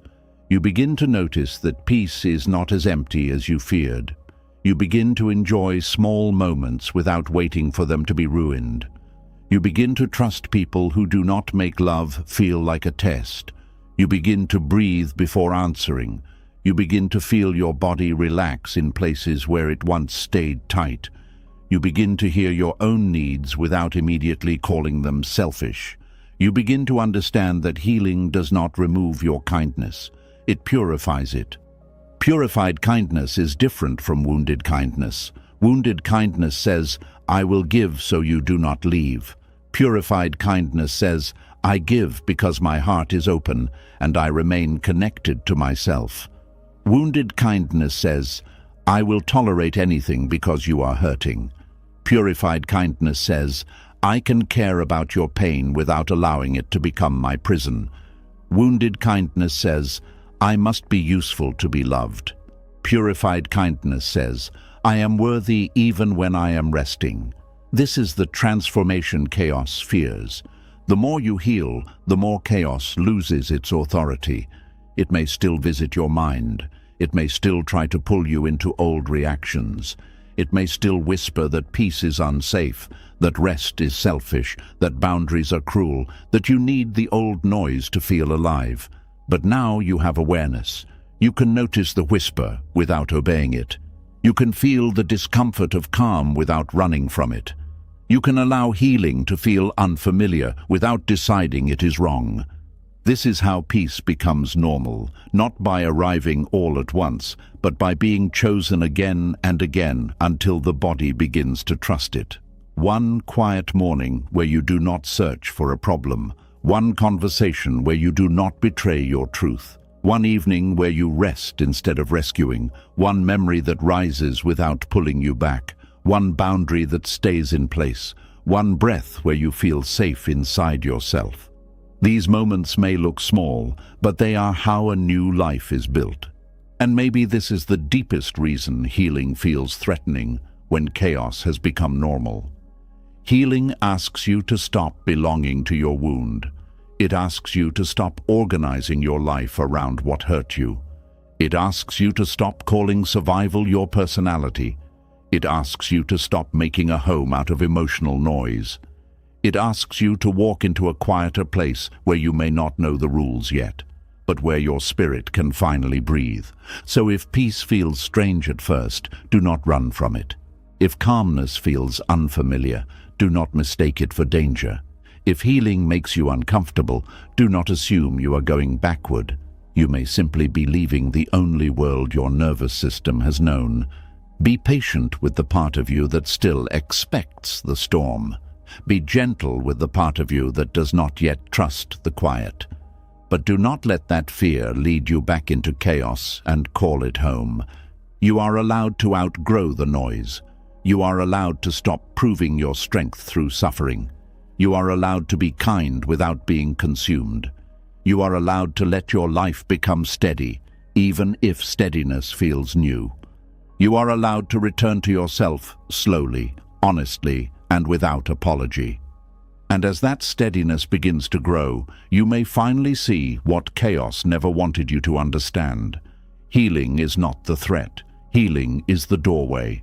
The real threat was the life that kept asking you to abandon yourself and then called your exhaustion love. The real danger was not peace. The real danger was becoming so used to storms that you forgot you were allowed to live under a clear sky. And once you begin to understand that peace was never the danger, a more painful question rises. If the storm was hurting you, why did you stay so close to the people who kept bringing it into your life? Why did your heart keep reaching for the same hands that did not know how to hold it gently? Why did you keep hoping for comfort from the very places that made your spirit tired? This is where Buddhist wisdom becomes both tender and direct. Because attachment does not always tie you to what loves you. Sometimes it ties you to what wounds you. There is a bond that can feel like love, but underneath it is fear. There is a longing that can feel like loyalty, but underneath it is craving. There is a connection that can feel deep, but underneath it is suffering dressed in familiar clothes. And until you see this clearly, you may keep calling your attachment devotion, patience, forgiveness, destiny, or compassion, when deep down your soul knows it has been begging for peace in a place that keeps disturbing it. The Buddhist truth about attachment is not that you are wrong for loving people. Love is not the problem. Care is not the problem. Tenderness is not the problem. The problem begins when love turns into clinging, when care turns into self-abandonment, when tenderness becomes an excuse to keep standing where you are being slowly emptied. Attachment is not simply caring about someone. Attachment is when your peace becomes dependent on their behavior. It is when your mind cannot rest unless they respond, approve, change, apologize, choose you, or finally become the person you hoped they would be. This is why attachment to people who hurt you can feel so powerful. It is not just about the person, it is about the need you attach to them. You may have attached your worth to their attention. You may have attached your safety to their mood. You may have attached your hope to their potential. You may have attached your healing to their apology. You may have attached your future peace to their ability to finally understand your pain. So when you try to let go, it does not feel like you are only releasing a person. It feels like you are releasing the dream that they would one day give you back the version of yourself you lost while loving them. That is why the heart resists. It says, if I let go now, what was all that pain for? It says, if I walk away, who will make it right? It says, if they never change, does that mean I was never enough? It says, if I stop trying, does that mean I failed? But Buddhist wisdom asks you to see that freedom does not come from forcing the past to reward your suffering. Freedom comes when you stop needing the source of your wound to become the source of your healing. This is very hard because the mind loves completion. It wants the circle to close. It wants the person who made you feel unseen to finally see you. It wants the person who ignored your pain to finally admit it. It wants the person who took your kindness for granted to finally understand its value. It wants the person who broke your peace to return with soft words and careful hands. But life does not always offer that kind of ending. Sometimes the healing begins when you stop waiting for the person who hurt you to become emotionally mature enough to repair what they damaged. Attachment keeps you waiting at doors that have already shown you what lies behind them. You stand there with your heart in your hands, hoping this time the door will open differently. But each time it opens, the same pattern steps out. A little warmth, then distance. A promise, then confusion. A kind word, then another wound. A moment of closeness, then a season of doubt. And still, attachment says, stay, there is still a chance. Wisdom says, look closely. Chance is not the same as change. Buddhist teaching often speaks about craving as a root of suffering. Craving is not just wanting something. It is the tight, desperate, restless wanting that makes you believe you cannot be okay unless life gives you exactly what your wound demands. When you are attached to someone who hurts you, craving may say, I need them to love me correctly before I can feel whole. It may say, I need them to regret losing me before I can feel valued. It may say, I need them to choose me so I can stop feeling rejected. But the more you place your wholeness in their hands, the more your inner life becomes controlled by someone who may not even know how to care for their own. This is how attachment becomes a silent prison. The door may be open, but the mind keeps sitting inside. No one may be physically forcing you to stay, but your thoughts keep returning. Your body may be in a new place, but your emotions are still waiting in the old one. You may say you have moved on, but one message, one memory, one dream, one mention of their name can pull your energy backward. This is not because you are weak. It is because attachment creates inner cords.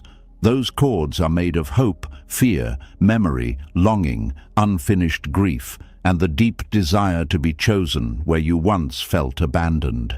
The painful part is that people can hurt you and still have moments of goodness. This is what makes attachment confusing. If they were cruel every second, the heart would have an easier time leaving. But they may have been kind sometimes. They may have laughed with you. They may have needed you. They may have shared small pieces of their pain. They may have shown softness just when you were about to walk away. And those moments can become hooks. The mind holds them up like evidence and says, see, there is something worth saving. But Buddhist wisdom asks you to look at the whole pattern, not only the moments that feed your hope. A person's good moments do not cancel the harm they repeatedly cause. A gentle apology does not erase unchanged behavior. A soft memory does not make an unsafe connection safe. A painful bond can contain real affection and still be damaging. This is one of the hardest truths to accept, because many people think leaving means declaring that nothing was real. But leaving does not mean the good was fake. It means the harm was real enough to stop returning. You can love someone and still admit that being close to them keeps you suffering. You can understand their wounds and still refuse to be wounded by them again. You can remember their tenderness and still honor the truth of their inconsistency. You can wish them healing and still choose distance. This is not hatred. This is clarity. Buddhist wisdom does not ask you to cut your heart into stone. It asks you to stop handing your heart to the same fire and calling the burn a spiritual test. Attachment often survives because of sympathy. You may know they hurt you, but then you remember what they went through. You remember their childhood, their struggles, their loneliness, their fears, their brokenness. Then your heart softens. You tell yourself they did not mean it. They are just wounded too. And maybe that is true. Maybe they are wounded. Maybe they are carrying pain they have never faced. But their wound does not give them permission to keep creating wounds in you. Compassion without boundaries becomes a bridge for suffering to cross again and again. In Buddhism, compassion must walk with wisdom. Compassion sees that others suffer. Wisdom sees when their suffering is beginning to consume your life. Compassion says, may they be free from pain. Wisdom says, I do not have to become their shelter while they refuse to stop harming me. Compassion opens the heart. Wisdom protects the heart from becoming a place where harm is excused. Without compassion, you may become bitter. Without wisdom, you may become drained. Together, they help you love without losing yourself. The attachment to people who hurt you often begins with the belief that your love can change them. You think if you are patient enough, they will soften. If you explain enough, they will understand. If you forgive enough, they will become careful. If you give enough, they will finally value you. But love is not a tool for controlling another person's awakening. Love can support growth, but it cannot force it. Love can offer light, but it cannot make someone open their eyes. Love can be present, but it cannot do another person's inner work for them. This is where many kind people lose themselves. They mistake potential for responsibility. They see who someone could become, and they begin living as if that future version is already real. They love the seed, but they ignore the thorn. They love the possibility, but they suffer under the present behavior. They keep saying, they are not always like this, while their body keeps paying the price for how they are most of the time. Potential can inspire patience, but it should not become a reason to abandon reality. The person who is always there for others is especially vulnerable to this kind of attachment, because they have trained themselves to see pain behind behavior. They can look at someone's anger and see fear. They can look at someone's distance and see insecurity. They can look at someone's selfishness and see a wounded child. This sensitivity can be beautiful, but when it is not balanced, it can make you stay too long with people who never take responsibility. You become so focused on why they hurt you that you forget to ask what their hurt is doing to you. Understanding someone does not mean staying available for repeated harm. You can understand a storm and still go inside for shelter. You can understand that fire burns because of its nature and still stop placing your hand in it. You can understand why a person became the way they are and still choose not to build your life around their chaos. Understanding explains behavior. It does not erase impact. Attachment also feeds on identity. If you have spent years being the forgiving one, the helper, the loyal one, the person who never gives up on anybody, then letting go of someone who hurts you may feel like betraying who you are. You may think, I am not the kind of person who leaves. But Buddhist wisdom invites you to ask, who taught me that staying in suffering is the highest form of love? Love is not proven by how long you remain in pain. Sometimes love is proven by how honestly you stop feeding a harmful pattern. Sometimes leaving is the most compassionate act because it stops both people from continuing the same unconscious cycle. When you keep returning to someone who hurts you, you may think you are giving them another chance.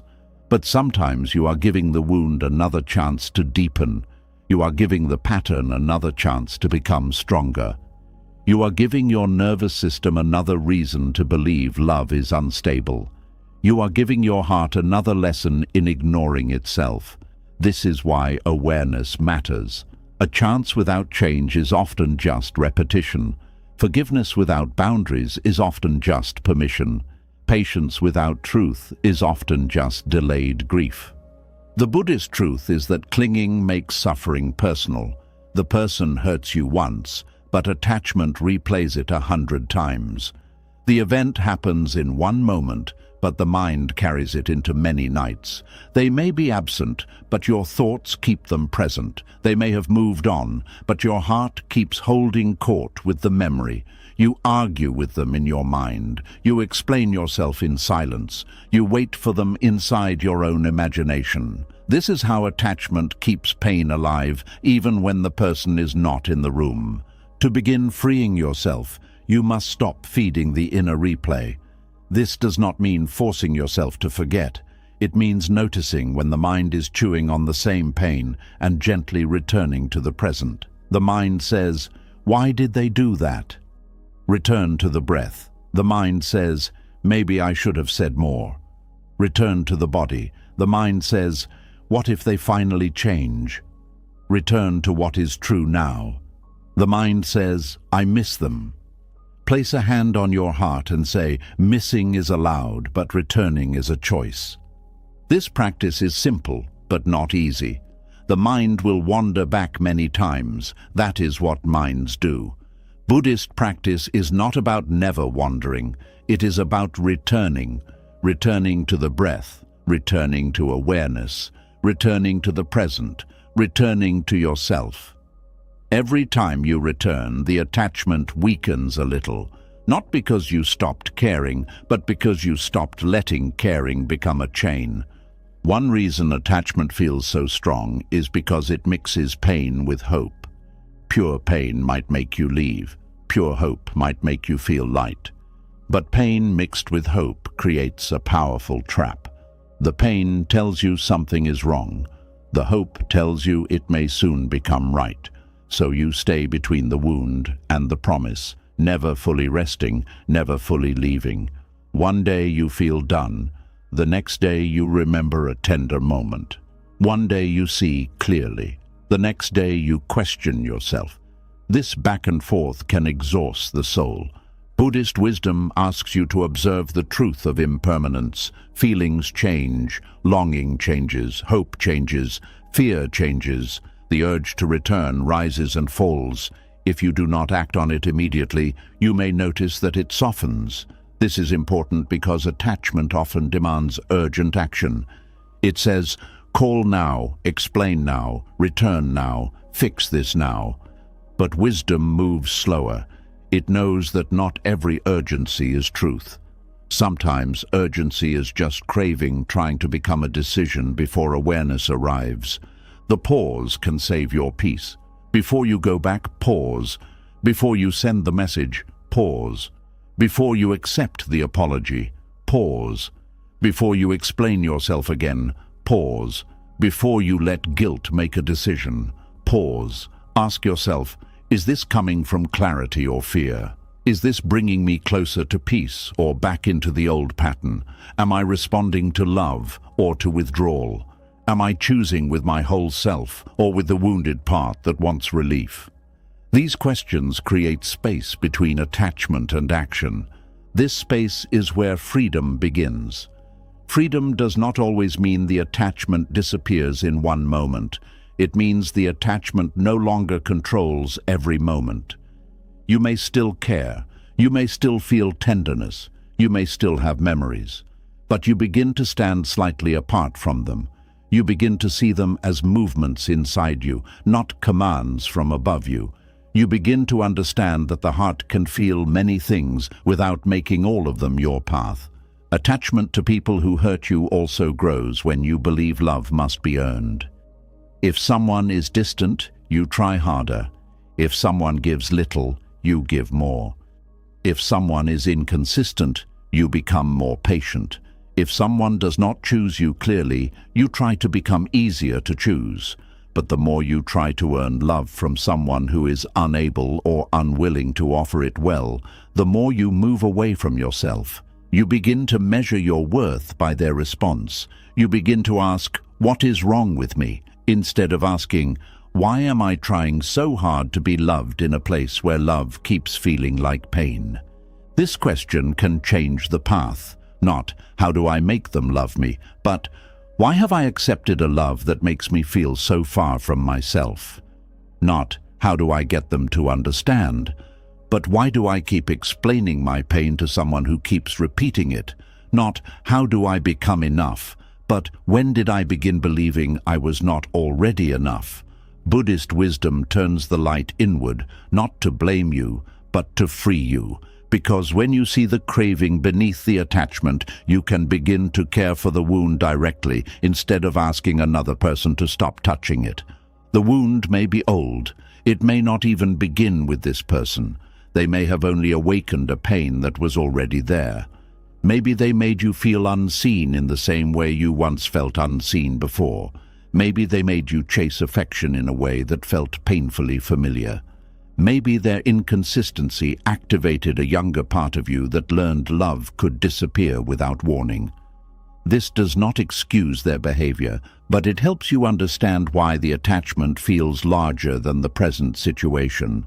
Sometimes you are not only trying to win love from one person, you are trying to heal every old moment where love felt uncertain.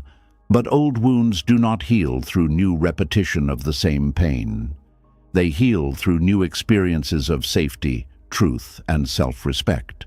They heal when you stop chasing people who recreate your abandonment. They heal when you stop shrinking around people who recreate your silence. They heal when you stop giving your best energy to people who only value it when it serves them. They heal when you become the person who finally does not leave yourself, even when someone else does. This is the return. Not returning to them, but returning to yourself. Returning to your breath when longing pulls. Returning to your body when anxiety rises. Returning to your truth when hope tries to edit reality. Returning to your dignity when guilt asks you to abandon it. Returning to your peace when the old attachment says, just one more time.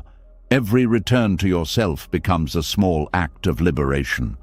Liberation does not require hatred. This is important. Some people think they cannot let go unless they become angry enough. Anger may appear, and sometimes it is part of waking up. It can show you where a boundary was crossed. It can give energy to a truth you buried. But you do not have to live in anger to stay free. Buddhist wisdom points toward release without poison. You can let go because you love peace more than the pattern. You can walk away because your soul is tired, not because your heart has become cruel. You can stop returning because wisdom has become stronger than craving. There is dignity in wishing someone well from a distance. It means you no longer need to punish them, save them, convince them, or be chosen by them. It means you have stepped out of the old exchange. You are no longer paying with your peace for small moments of closeness. You are no longer giving your whole heart for partial presence. You are no longer offering endless understanding to someone who uses your understanding as a place to hide from accountability. You are free to care without carrying. You are free to remember without returning. You are free to forgive without reopening your life. Forgiveness is often misunderstood here. Forgiveness does not mean the person gets the same access to you. It does not mean the wound was acceptable. It does not mean your pain should be minimized. Forgiveness, in the Buddhist sense, is more like releasing the hot coal from your own hand.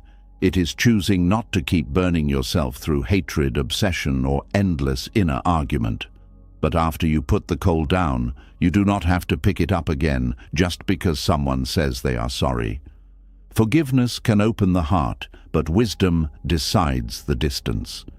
Distance can be an act of love when closeness keeps creating harm. It gives you room to heal. It gives the other person room to face themselves without using your presence as a cushion. It stops the cycle from feeding on your availability. It teaches your body that your peace matters. It teaches your heart that love should not require constant injury. It teaches your mind that attachment is not the same as truth. As you loosen attachment, there may be moments when sadness returns. Let it return. Sadness is not a command to go back. It is a wave moving through a heart that cared. You may cry for what you wanted. You may miss the good parts. You may wonder how something that held tenderness also held so much pain. Let those questions be present without turning them into a path backward. Some answers come slowly. Some answers come as peace grows. Some answers come when you finally realize that you do not need to understand every detail to stop choosing what hurts you. The truth is, attachment to people who hurt you begins to weaken when you stop asking them to complete your life. You begin to build a life that can hold you. You begin to create routines that calm your body. You begin to spend time with people who do not make you audition for care. You begin to speak to yourself with the gentleness you used to give away. You begin to notice beauty without needing to share it with the person who wounded you. You begin to become real to yourself again. This is how the chain loosens, not through one dramatic moment, but through many quiet returns. A morning when you do not check for them, an evening when you let the memory pass, a conversation where you tell the truth, a boundary that stays firm, a breath that brings you back from the edge of craving, a moment where you choose not to reopen the door. Each small act says to the heart, we are safe here. We do not need to go back to be whole. And when you start to feel whole without them, the attachment loses its deepest power. The person may still matter in your story, but they are no longer the keeper of your peace. The memory may still exist, but it no longer controls your direction. The wound may still be part of your path, but it no longer defines your identity. This is not indifference. This is freedom. The Buddhist truth is simple, but it reaches deep. What you cling to, you suffer with. What you see clearly, you can release. What you release with wisdom, you no longer need to hate. And what you no longer hate, fear, chase, or worship, begins to return to its proper size. The person who once felt like your whole sky becomes one passing cloud. The pain that once felt like your entire life becomes one chapter. The attachment that once felt stronger than you becomes a teacher you have finally learned from. So if your heart is still attached to someone who hurt you, do not meet yourself with shame. Meet yourself with honesty. Something in you was seeking love, safety, closure, or proof of worth. Something in you believed this person could give it. Something in you stayed because leaving felt like losing the dream. But now, awareness is here. And awareness whispers gently, you can love without clinging. You can care without carrying. You can remember without returning. You can forgive without surrendering your peace. That is where the quiet pain begins to transform. You stop being the person who is always there for others while never returning to yourself. You stop placing your heart in the hands of those who do not know how to hold it. You stop mistaking attachment for love. You stop letting old wounds choose your future. And slowly, with each breath, you come back to the one person you were never meant to abandon, yourself. And when you return to yourself, you begin to notice something painful that was hiding beneath all the years of giving, waiting, forgiving, and enduring. You do not only carry memories of what hurt you, sometimes you begin to carry the shape of it. The pain does not stay as one event. It repeats, settles, and quietly becomes a name you start answering to. There is a quiet danger in pain that keeps repeating. At first, it feels like something that happened to you. Later, it starts to feel like something that belongs to you. And if you are not careful, the wound that once broke your peace can begin to introduce itself as your personality. You may start saying, "This is just how I am." You may say, "I always overthink." You may say, "I am the one who gives too much." You may say, "People always leave me." You may say, "I do not expect much anymore." You may say it with a laugh, with tired eyes, with the kind of smile that hides more than it reveals. But beneath those words, something deeper is happening. Repetition has taken pain and dressed it as identity. It has made suffering feel less like a visitor and more like your reflection. This is how it begins. Something hurts you once, and the heart feels shocked. Something hurts you twice, and the mind begins to prepare. Something hurts you again and again, and soon you stop asking, "Why is this happening?" and start believing, "This is what life gives me." The first wound is painful. The repeated wound becomes training, and training, when it continues long enough, becomes the way you see yourself. A child who is ignored may first feel sadness, but if that ignoring continues, the child may grow into an adult who believes their needs are too much. A person who is always used may first feel anger, but if it happens again and again, they may begin to believe their only value is in what they can give. A person who keeps being disappointed may first feel grief, but after enough disappointment, they may call themselves realistic, when what they really mean is, "I have learned not to hope too much." This is the quiet work of repetition. It does not always announce itself. It does not say, "I am turning your pain into identity." It simply shows up again and again until your mind begins to accept it as normal. You stop noticing the weight because you have carried it for too long. You stop questioning the role because everyone around you expects you to play it. You stop asking who you are beneath the pain because survival has kept you too busy to look.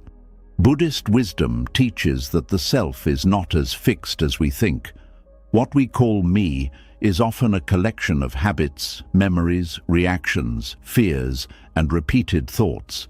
This can feel unsettling at first, but it is also freeing, because if the painful identity was built through repetition, then it can also be softened through awareness. You are not trapped forever inside the version of yourself that suffering created. But first, you must see how that version was built. Every repeated experience leaves a mark in the way you respond to life. If you were always the person people came to only when they needed something, you may begin to see yourself as a tool instead of a whole human being. If people praised you most when you were useful, you may begin to feel guilty when you are resting. If your pain was dismissed often, you may begin to dismiss it before anyone else gets the chance. If love was inconsistent, you may begin to call anxiety connection because your body learned to expect love and fear in the same room. This is not weakness. This is conditioning. The mind learns from what happens often. The body learns from what it has to survive. The heart learns from what it keeps receiving. And if what you keep receiving is confusion, silence, neglect, emotional pressure, or one-sided care, you may start building an identity around managing those things. You become alert. You become careful. You become overly patient. You become afraid to ask for too much. You become skilled at reading others while becoming a stranger to yourself. Then one day someone may ask, "What do you want?" And you may not know. Not because you have no desires, but because repetition trained you to place other people's wants before your own. Someone may ask, "How do you feel?" And you may pause, because you are more used to monitoring other people's emotions than listening to your own. Someone may offer you care, and you may feel uncomfortable, because you have repeated the role of giver for so long that receiving feels almost unnatural. This is how pain becomes identity. It shapes not only what you fear, but also what you allow. The person who has always been there for others may slowly become attached to being needed. At first, they help because they care. Then they help because people expect it. Then they help because guilt appears when they do not. Then they help because without helping, they feel unsure of their place. And before they know it, the identity forms. I am the strong one. I am the dependable one. I am the one who does not break. I am the one who can handle it. But behind that identity is often a heart quietly asking, "Can anyone handle me?" That question may be too painful, so the person keeps giving. Giving becomes a shield. Being useful becomes a way to avoid feeling unseen. Being needed becomes a substitute for being loved. They may not even notice it happening because everyone around them benefits from the identity. People praise them, people rely on them, people call them kind. People say, "I do not know what I would do without you." And those words may feel warm for a moment, but they can also become chains when nobody asks, "But what are you doing without yourself?" Repetition becomes especially dangerous when it is rewarded. If your self-abandonment earns approval, the mind may learn to repeat it. If your silence keeps peace, the mind may learn to stay silent. If your overgiving prevents rejection, the mind may learn to give even when empty. If your forgiveness keeps people close, the mind may learn to forgive before the wound has even been understood. Over time, you may stop seeing these as survival strategies and begin seeing them as your nature. But your nature is deeper than your coping. Your true self is not the anxious habit of checking whether everyone is okay. Your true self is not the reflex to apologize when you have done nothing wrong. Your true self is not the need to earn rest. Your true self is not the fear that love will disappear if you stop overperforming.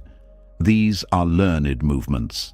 They may feel familiar because they have been repeated, but familiar does not mean true. Buddhist wisdom asks you to look carefully at what you call I. When you say, "I am always like this," pause. Is that truly who you are, or is that who you became around pain? When you say, "I cannot say no," pause. Is that your identity, or is that fear wearing your voice? When you say, "I do not need much," pause. Is that contentment, or is that the old wound of being made to feel like your needs were too heavy? When you say, "I am used to it," pause. Being used to suffering is not the same as being at peace with it. This kind of inquiry is gentle, but it can shake the whole structure of your life. Because once you see that your identity was built from repeated pain, you can no longer blame everything on personality. You begin to realize that some of what you called maturity was exhaustion. Some of what you called patience was fear. Some of what you called loyalty was attachment. Some of what you called strength was the inability to ask for help. Some of what you called compassion was the habit of making everyone's pain more important than your own. This does not mean you should hate the version of yourself that survived that way. That version protected you. That version helped you continue when you did not know another path. That version learned how to keep relationships, avoid conflict, soften danger, and make meaning out of pain. But a survival identity should not become a life sentence. You can thank the old self for helping you survive and still refuse to let it control the rest of your journey. Pain becomes identity when the story repeats in the mind. The event may have ended, but the mind keeps speaking its language. Someone once made you feel unworthy, and now your inner voice repeats it. Someone once ignored your needs, and now you ignore them before anyone else can. Someone once made love feel uncertain, and now you expect uncertainty even in safe places. Someone once made you feel like too much, and now you keep yourself small to avoid being rejected. The outer wound becomes an inner habit. This is why healing is not only about leaving people or places. It is also about changing the conversation inside you. You may leave the person who made you feel unimportant, but if you keep treating yourself as unimportant, the pattern continues.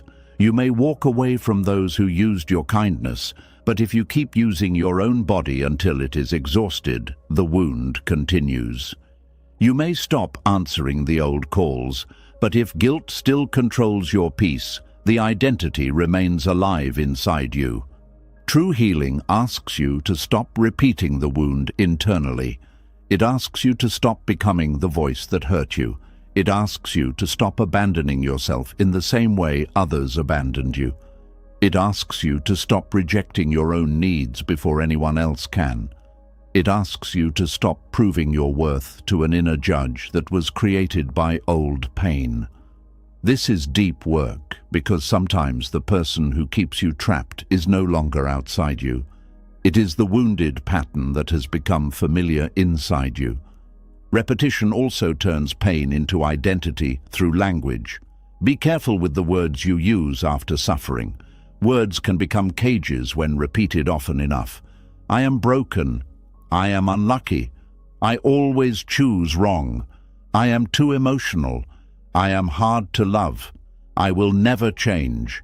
These words may feel honest in a painful moment, but if you repeat them long enough, they begin to feel like truth. The mind listens to what you say about yourself. The body responds to it. The heart starts living under it. Buddhist wisdom teaches mindful speech, and this includes the speech you direct inward. You do not have to lie to yourself and pretend everything is easy, but you can speak in a way that leaves room for healing. Instead of saying, I am broken, you can say, I am healing from what hurt me. Instead of saying, I always ruin things, you can say, I am learning to choose with more awareness. Instead of saying, I am too much, you can say, my needs are real and I am learning how to honor them. Instead of saying, this is who I am, you can say, this is a pattern I am beginning to see. That small change matters. It moves pain out of identity and into awareness. Identity says, this is me. Awareness says, this is something happening in me. Identity feels fixed. Awareness creates space. Identity keeps you trapped in the old name. Awareness reminds you that what is seen can be softened. You must also notice how other people may keep your pain identity alive. Some people are comfortable with the wounded version of you because that version is useful to them. They know the version that says yes. They know the version that forgives quickly. They know the version that carries emotional weight without complaint. They know the version that returns after being hurt. When you begin to change, they may not celebrate. They may say you are acting different. They may call you selfish. They may accuse you of becoming cold. But often, they are not grieving your loss of kindness. They are grieving their loss of access. This is why healing your identity requires courage. You must be willing to become misunderstood by people who benefited from your old pain. You must be willing to let them meet the version of you that has boundaries. You must be willing to disappoint those who only loved your availability. You must be willing to stop performing the role that kept you accepted but exhausted. This is not easy.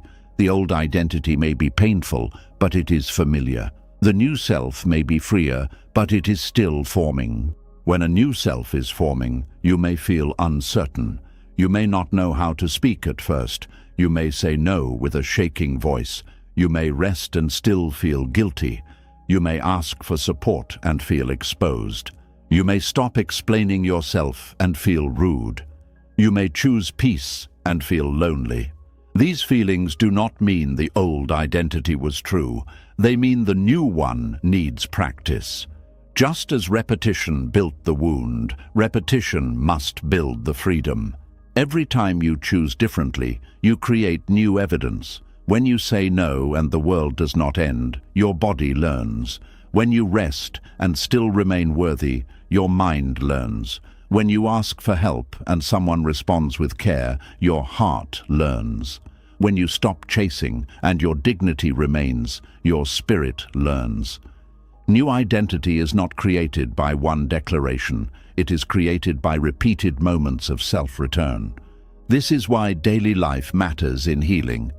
The great transformation does not only happen during deep reflection. It happens when you notice your shoulders tightening and take a breath. It happens when you pause before saying yes.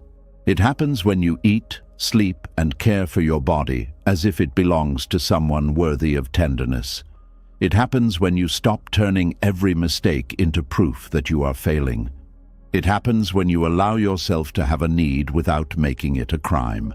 Pain identity often makes a person loyal to suffering. They may not know how to feel real without it. If they are not worried, they feel empty. If they are not giving, they feel useless. If they are not enduring, they feel weak. If they are not needed, they feel invisible. This is not because suffering is their truth. It is because suffering has become the mirror they use to recognize themselves. Healing means finding new mirrors. A new mirror may be stillness. It may be a friendship where you are not only valued for what you provide. It may be a quiet morning where you feel no urgency to prove yourself. It may be a boundary that protects your energy. It may be a creative act that has nothing to do with serving anyone. It may be prayer, meditation, walking, writing, or simply sitting with your own breath. These new mirrors slowly show you that there is a self beyond the wound.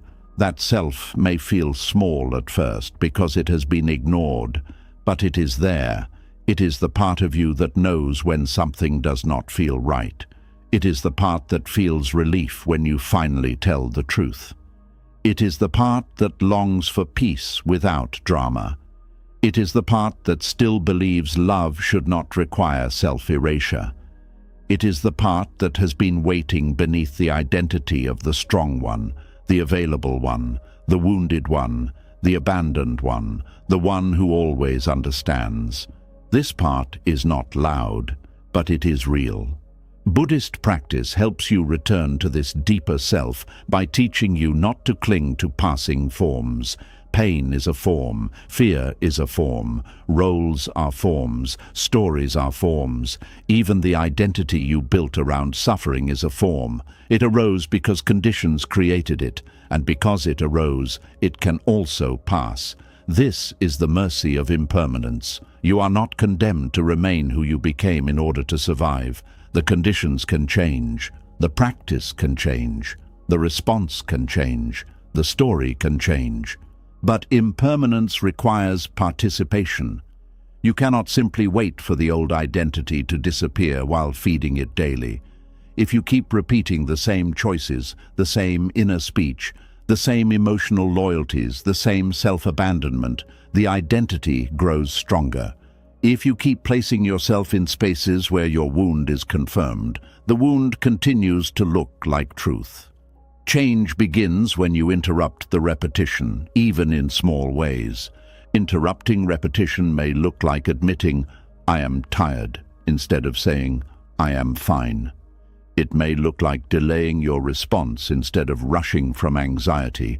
It may look like letting someone handle their own discomfort instead of taking responsibility for it. It may look like noticing the old thought, "I must earn love," and answering, "I am worthy before I perform." It may look like choosing one evening of rest over one more unnecessary sacrifice. Small interruptions are not small to the soul. They are the beginning of a new pattern. The old identity will not disappear without protest. It may say, "This is not you." It may say, "You are becoming selfish." It may say, "People will leave." It may say, "You are losing your softness." But the old identity is not always telling the truth. It is often repeating the fears that built it. You can be soft and still firm. You can be loving and still unavailable for harm.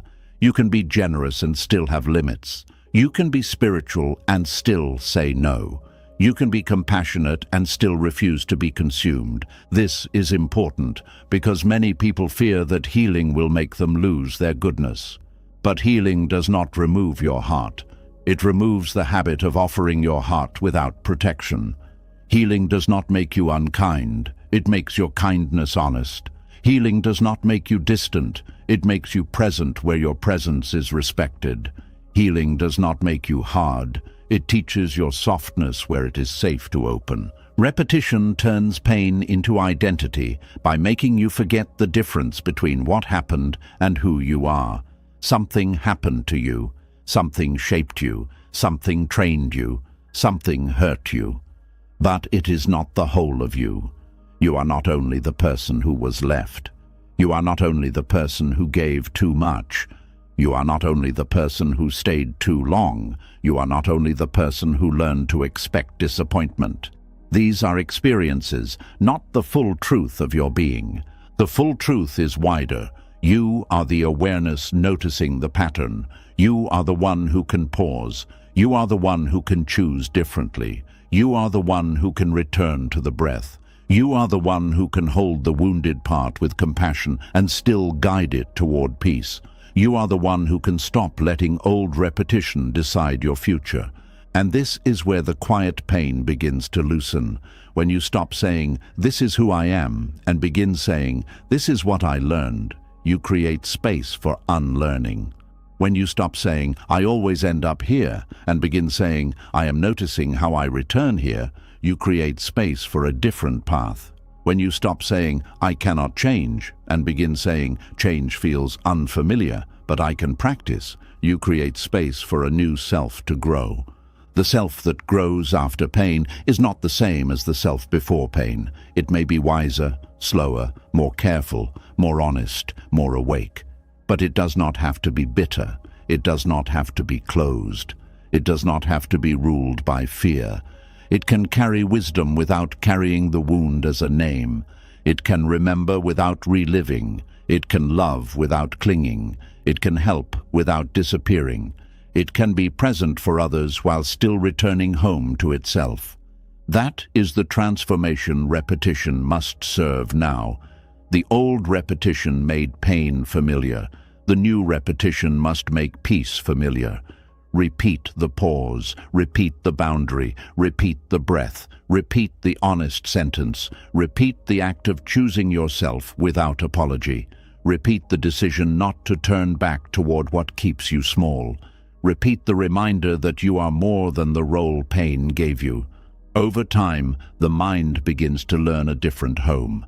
And one day, what once felt impossible begins to feel natural. Rest no longer feels like guilt. Peace no longer feels like emptiness. Receiving care no longer feels like weakness. Saying no no longer feels like betrayal. Being yourself no longer feels like a risk. The old identity may still echo sometimes, but it no longer owns the room. You can hear it and smile gently because you know it was only a survival song, not your final truth. This is the Buddhist path of waking up from the self that suffering created, not by denying the pain, not by pretending the past did not matter, not by forcing yourself to become someone new overnight, but by seeing clearly, moment by moment, that what was repeated can be released, what was learned can be unlearned, and what became familiar can be replaced with something kinder. So if pain has become part of your identity, do not meet that realization with shame. Meet it with compassion. Of course it happened slowly. Of course you did not notice at first. You were surviving. You were trying to love. You were trying to be good. You were trying to keep peace. You were trying not to lose people. But now you can see. And seeing is the beginning of freedom. You are not the pain that repeated. You are not the wound that learned your name. You are not the role that kept you accepted while your spirit grew tired. You are the one who is finally awake enough to ask, who was I before I became this? Who am I beneath this? Who am I allowed to become now? And as that question opens inside you, the old identity begins to crack. Not violently, not with hatred, but like a shell that has become too small for the life growing within it. The pain may have repeated long enough to shape you, but it does not have to repeat long enough to define you forever. You can stop living as the proof of what hurt you. You can begin living as the proof that healing is possible, and slowly the self you thought was lost begins to return, not as the old version, untouched by pain, but as a wiser version, one that knows the cost of self-abandonment and chooses a different way, a self that can love without disappearing, a self that can give without becoming empty, a self that can remember the past without wearing it as a name, a self that finally understands that pain may have shaped a chapter, but it was never meant to write the whole story.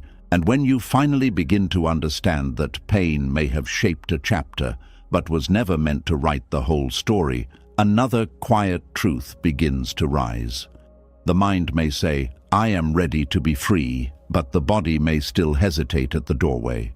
The heart may want peace, but the nervous system may still reach for the old storm. This is where healing becomes deeper than thought, because knowing what is good for you is not always the same as feeling safe enough to choose it. There is a strange sadness in wanting freedom and still feeling pulled toward the suffering you already know. You may have prayed for peace, asked for clarity, promised yourself you would not return, and still, when the old pattern calls, something inside you reacts before wisdom has time to speak.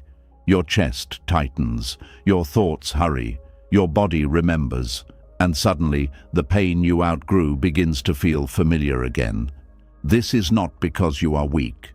This is not because you enjoy suffering. This is not because you have failed to learn the lesson. It is because the nervous system does not choose what is beautiful first. It chooses what feels survivable. It chooses what has been repeated. It chooses what it has practiced. And if your body has spent years surviving inside confusion, emotional distance, overgiving, disappointment, guilt or fear, then freedom may not feel like safety at first. It may feel like standing in a wide open space without knowing where to place your hands. The nervous system loves predictability, even when what it predicts is pain. This is the hidden reason familiar suffering can feel easier than unknown freedom. Pain has a script. You know the tone, you know the waiting, you know the apology, you know the excuse, you know the disappointment, you know the way your body prepares itself. You know how to become quiet, how to become useful, how to become understanding, how to push your own needs to the side. Even though it hurts, you know the role. Freedom removes the script. Freedom asks you to stand without the old instructions. And for a wounded body, no instructions can feel more frightening than bad instructions. This is why a person can leave a painful situation and still feel restless. From the outside, people may think, you should be happy now, you are free now, you are away from what hurt you. But inside, the body may still be searching for the familiar signals. It may search for the tension. It may search for the crisis. It may search for someone's mood to manage. It may search for a problem to solve. It may search for the old emotional task that once gave life a shape. And when it cannot find one, the silence can feel strange. This silence is not empty, it is space. But when you have lived too long in emotional noise, space can feel like abandonment. When your body has been trained to respond to pressure, peace can feel like a missing sound. When your heart has learned connection through struggle, calmness can feel too gentle to trust. You may even begin to question peaceful people because they do not activate the old survival pattern. You may think, why does this feel so quiet? Why am I not anxious? Why does this kindness feel unfamiliar?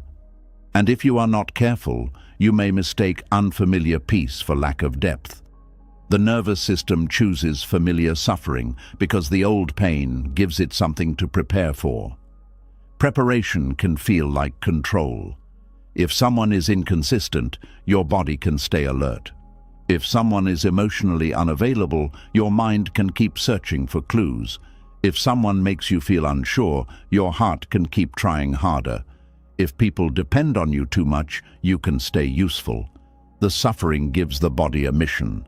But freedom takes away the mission and asks you to live, not just manage. That is why it can feel threatening. When you have been the person who is always there for others, your nervous system may be addicted to urgency. Not because you love chaos, but because urgency has become proof that you matter. The phone rings and your body reacts. Someone is upset and your breath changes. Someone needs help and you forget your own tiredness. Someone is disappointed and guilt rises before truth can speak. Over time, your body learns that being needed is the safest way to stay connected.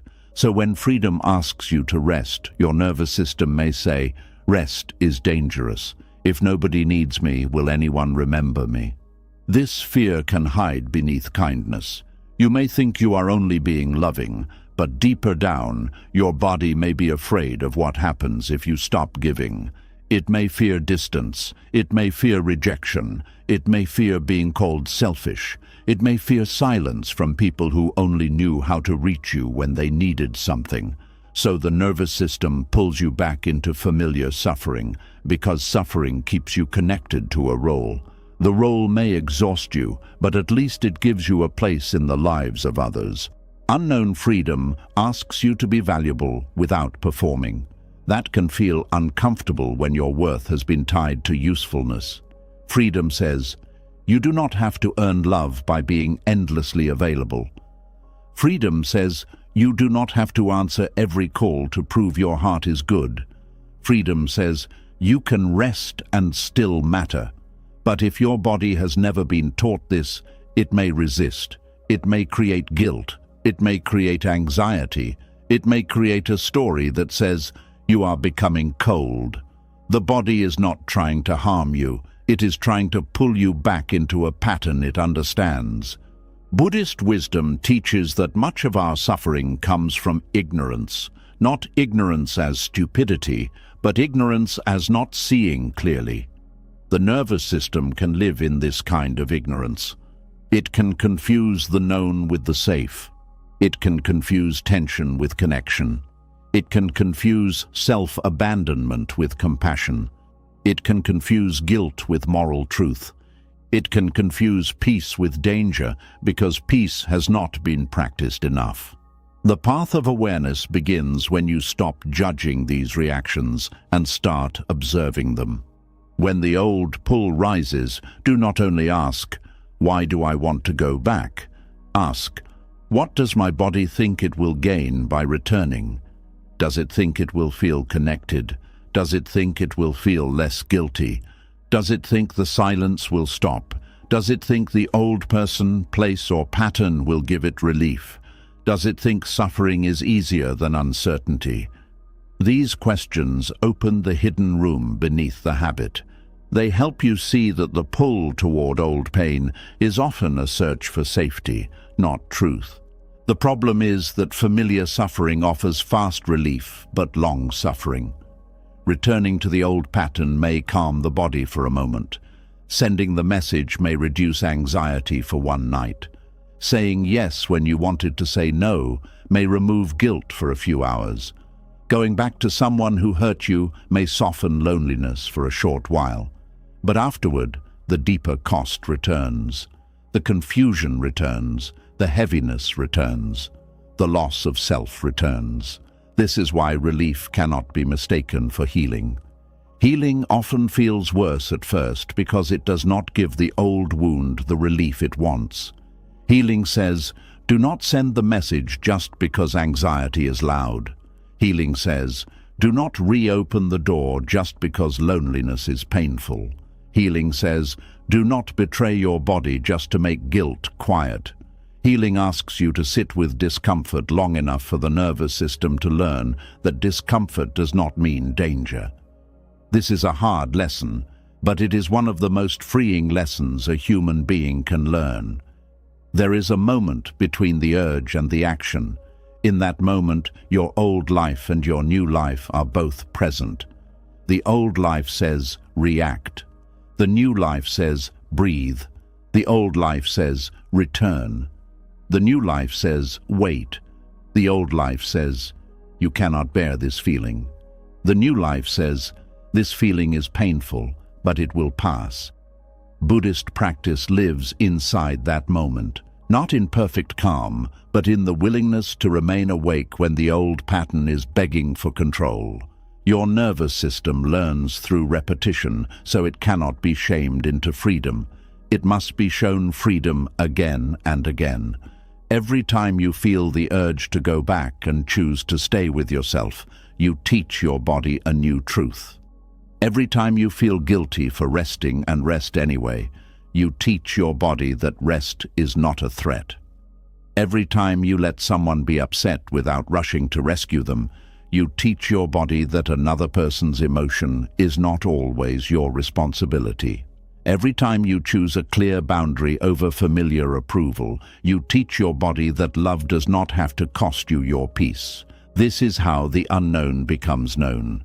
Freedom does not become safe because you understand it once. It becomes safe because you practice it until your body begins to recognize it. At first, saying no may feel like danger. Later, it feels like honesty. At first, quiet may feel like emptiness. Later, it feels like rest. At first, distance may feel like loss. Later, it feels like protection. At first, not being needed may feel like invisibility. Later, it feels like space to exist without performing. The nervous system chooses familiar suffering over unknown freedom because familiar suffering has a map. Unknown freedom requires trust. And trust may be difficult if your life taught you that peace does not last. Maybe you once relaxed and then something painful happened. Maybe you once trusted someone and they changed. Maybe you once expressed your needs and were made to feel guilty. Maybe you once hoped and disappointment followed. So now, when freedom comes near, your body says, "Be careful. Last time we trusted calm, we were hurt." This response is understandable, but it is not always accurate. A wounded body often treats the present as if it is still the past. It hears silence and remembers rejection. It sees distance and remembers abandonment. It feels uncertainty and remembers old instability. It receives kindness and searches for the hidden cost. This is why awareness must become stronger than memory. Memory says, "This has happened before." Awareness says, "But is it happening now?" Memory says, "Danger is coming." Awareness says, "Let me look clearly before I react." Memory says, "Protect yourself the old way." Awareness says, "Maybe there is a new way to be safe." This does not mean ignoring warning signs. Buddhist wisdom is not blind positivity. It does not ask you to pretend everything is safe. It asks you to see clearly. Sometimes the body senses real danger, and you must listen. But sometimes the body senses old danger in a new moment, and you must comfort it. The practice is learning the difference. Real warning signs bring clarity, not only panic. Old fear often brings urgency, confusion, and the need to repeat familiar reactions. Real wisdom feels grounded, even when it is serious. Old fear feels rushed, even when it sounds reasonable. For someone who has always returned to others and rarely returned to themselves, the body may confuse self-care with threat. Taking time for yourself may feel like you are neglecting people. Choosing silence may feel like you are hurting someone. Protecting your energy may feel like you are becoming selfish. But these feelings come from a nervous system trained to place other people's comfort above your own safety. The feeling of guilt does not always mean you did something wrong. Sometimes it means you broke an old rule that never should have controlled you. This is very important. Guilt can be a sign of conscience, but it can also be a sign of conditioning. If you harm someone, guilt may guide you back to repair. But if you simply choose rest, space, truth, or a boundary, and guilt rises like punishment, then guilt is not wisdom. It is the echo of a pattern that taught you to abandon yourself.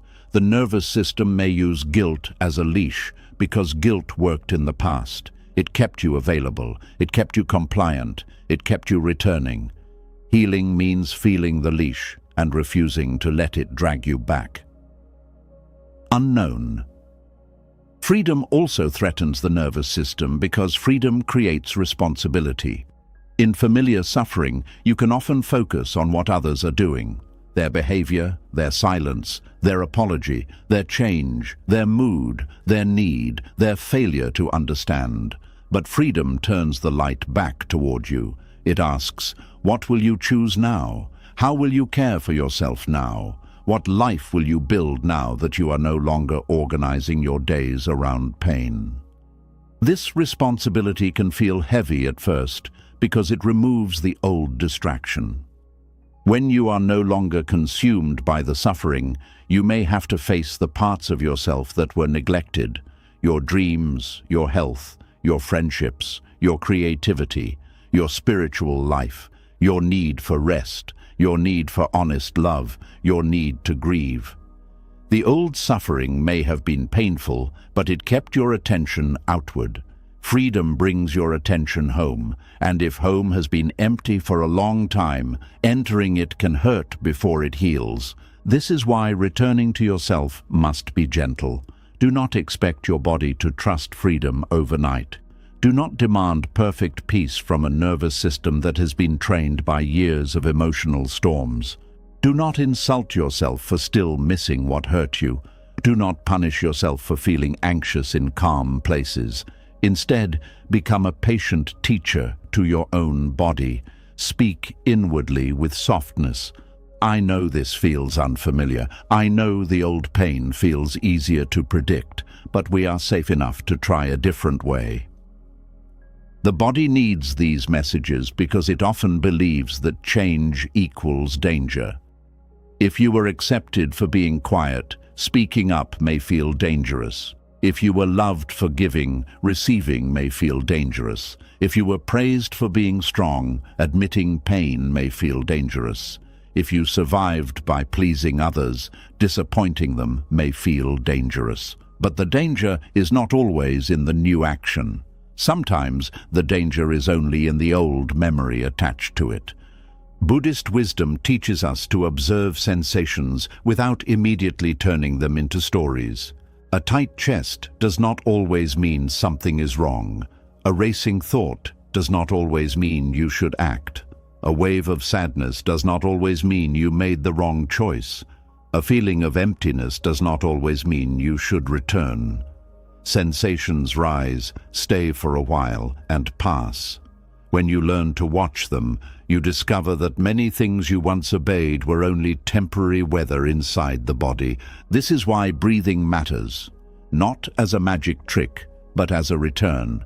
The breath brings the mind back to the present when the nervous system wants to run into the past. The breath tells the body, we are here. The breath creates space around the urge.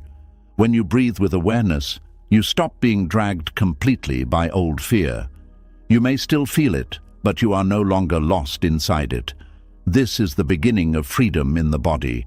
The nervous system chooses familiar suffering because it has not yet learned the taste of steady peace. Steady peace is different from temporary relief. Relief comes when the old anxiety is fed. Peace comes when the old anxiety is understood and no longer obeyed. Relief depends on the outside. Peace grows from the inside. Relief says, I need them to respond so I can calm down. Peace says, I can care about their response without losing myself in the waiting. Relief says, I need to fix this immediately. Peace says, I can let this moment breathe before I act. Relief says, I must return to feel okay.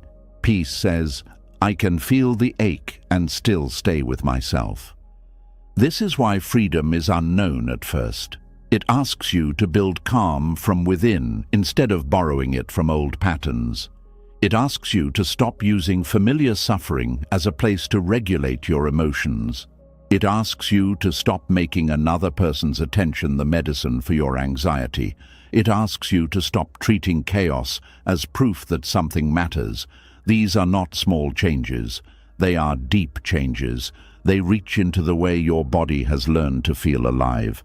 Some people feel most alive in suffering because suffering creates intensity. The heart races, the mind works, the body reacts. The emotions become dramatic. There is longing, fear, hope, relief, disappointment and desire all moving together.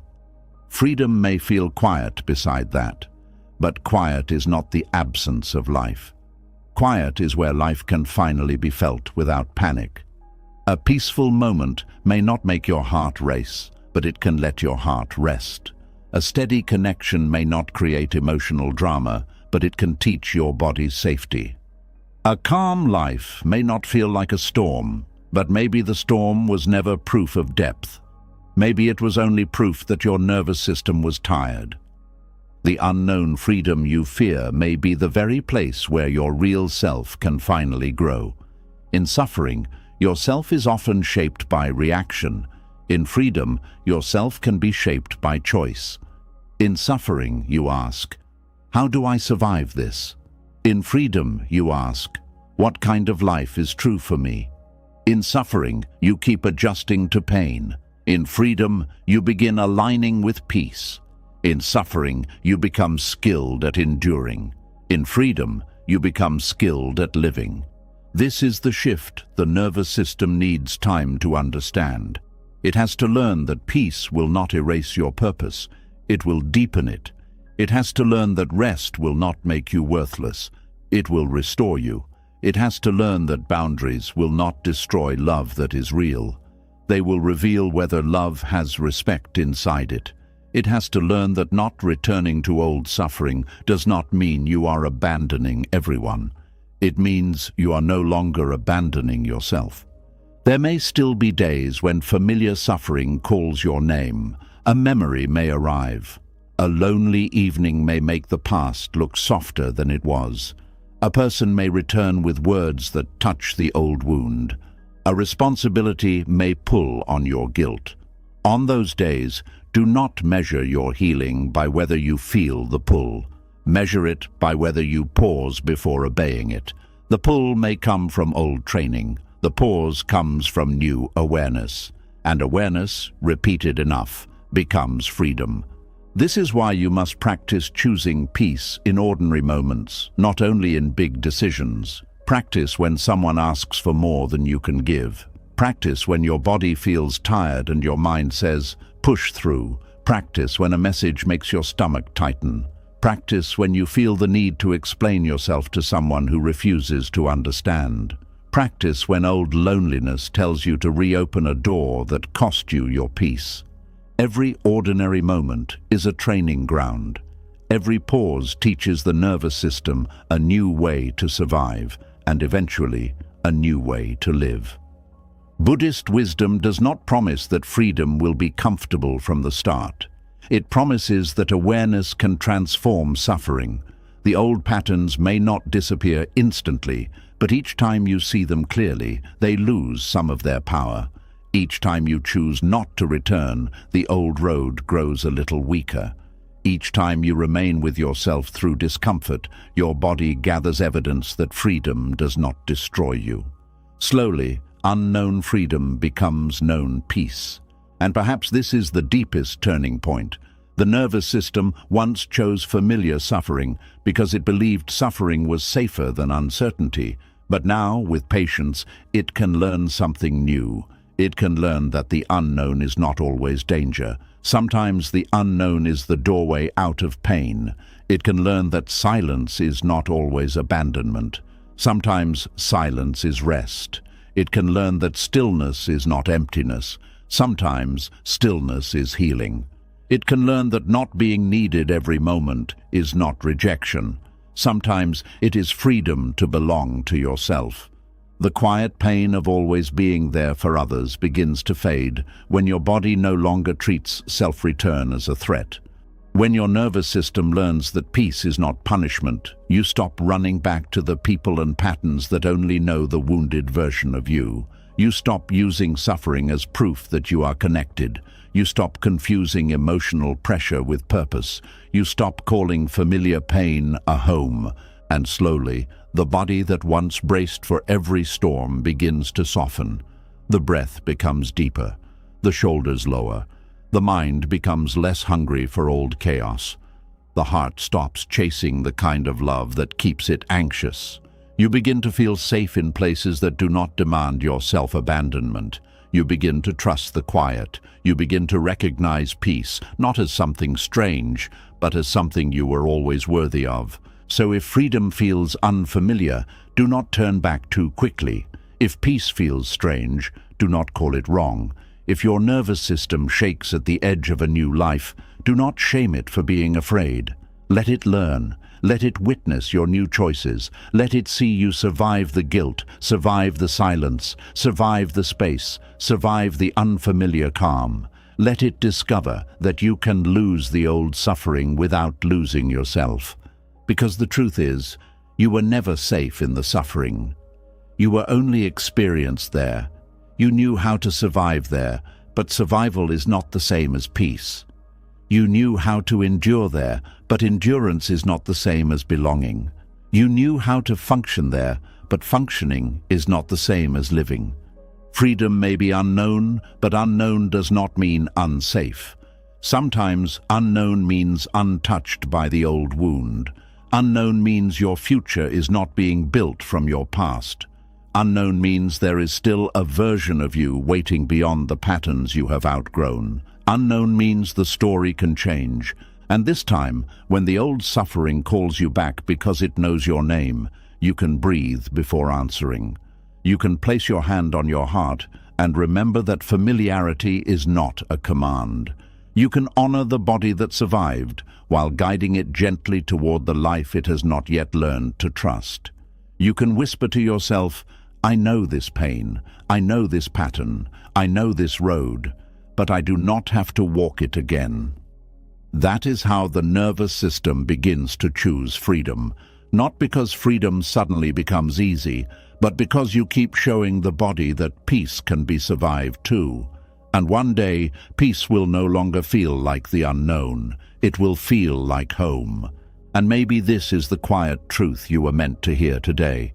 You were never weak for being there for others, but you were slowly hurting yourself every time you forgot to come back home to your own heart.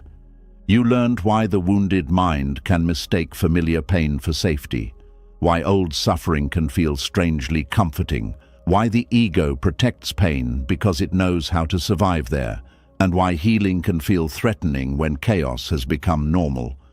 You saw how attachment can tie you to people who hurt you, how repeated pain can become an identity, and how the nervous system may choose familiar suffering simply because unknown freedom feels strange. But Buddhist wisdom reminds us that awareness is the first doorway out. You do not have to hate the past to leave it. You do not have to become cold to protect your peace. You do not have to keep returning to the same wound just because it once felt like home. You can love without clinging, forgive without reopening the door, care without disappearing, and give without emptying your own spirit.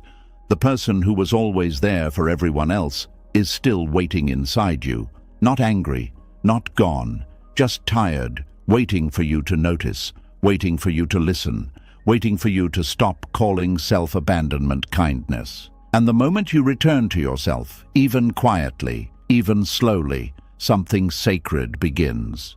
Your peace starts to breathe again. If this message touched something deep in you, write this in the comments. I am returning to myself. Let that be your quiet promise, not to the world, but to the part of you that has waited long enough. And if you found value in this lesson, subscribe to the channel and turn on the bell so we can keep walking together toward peace, wisdom, and a life where you no longer have to lose yourself to be loved.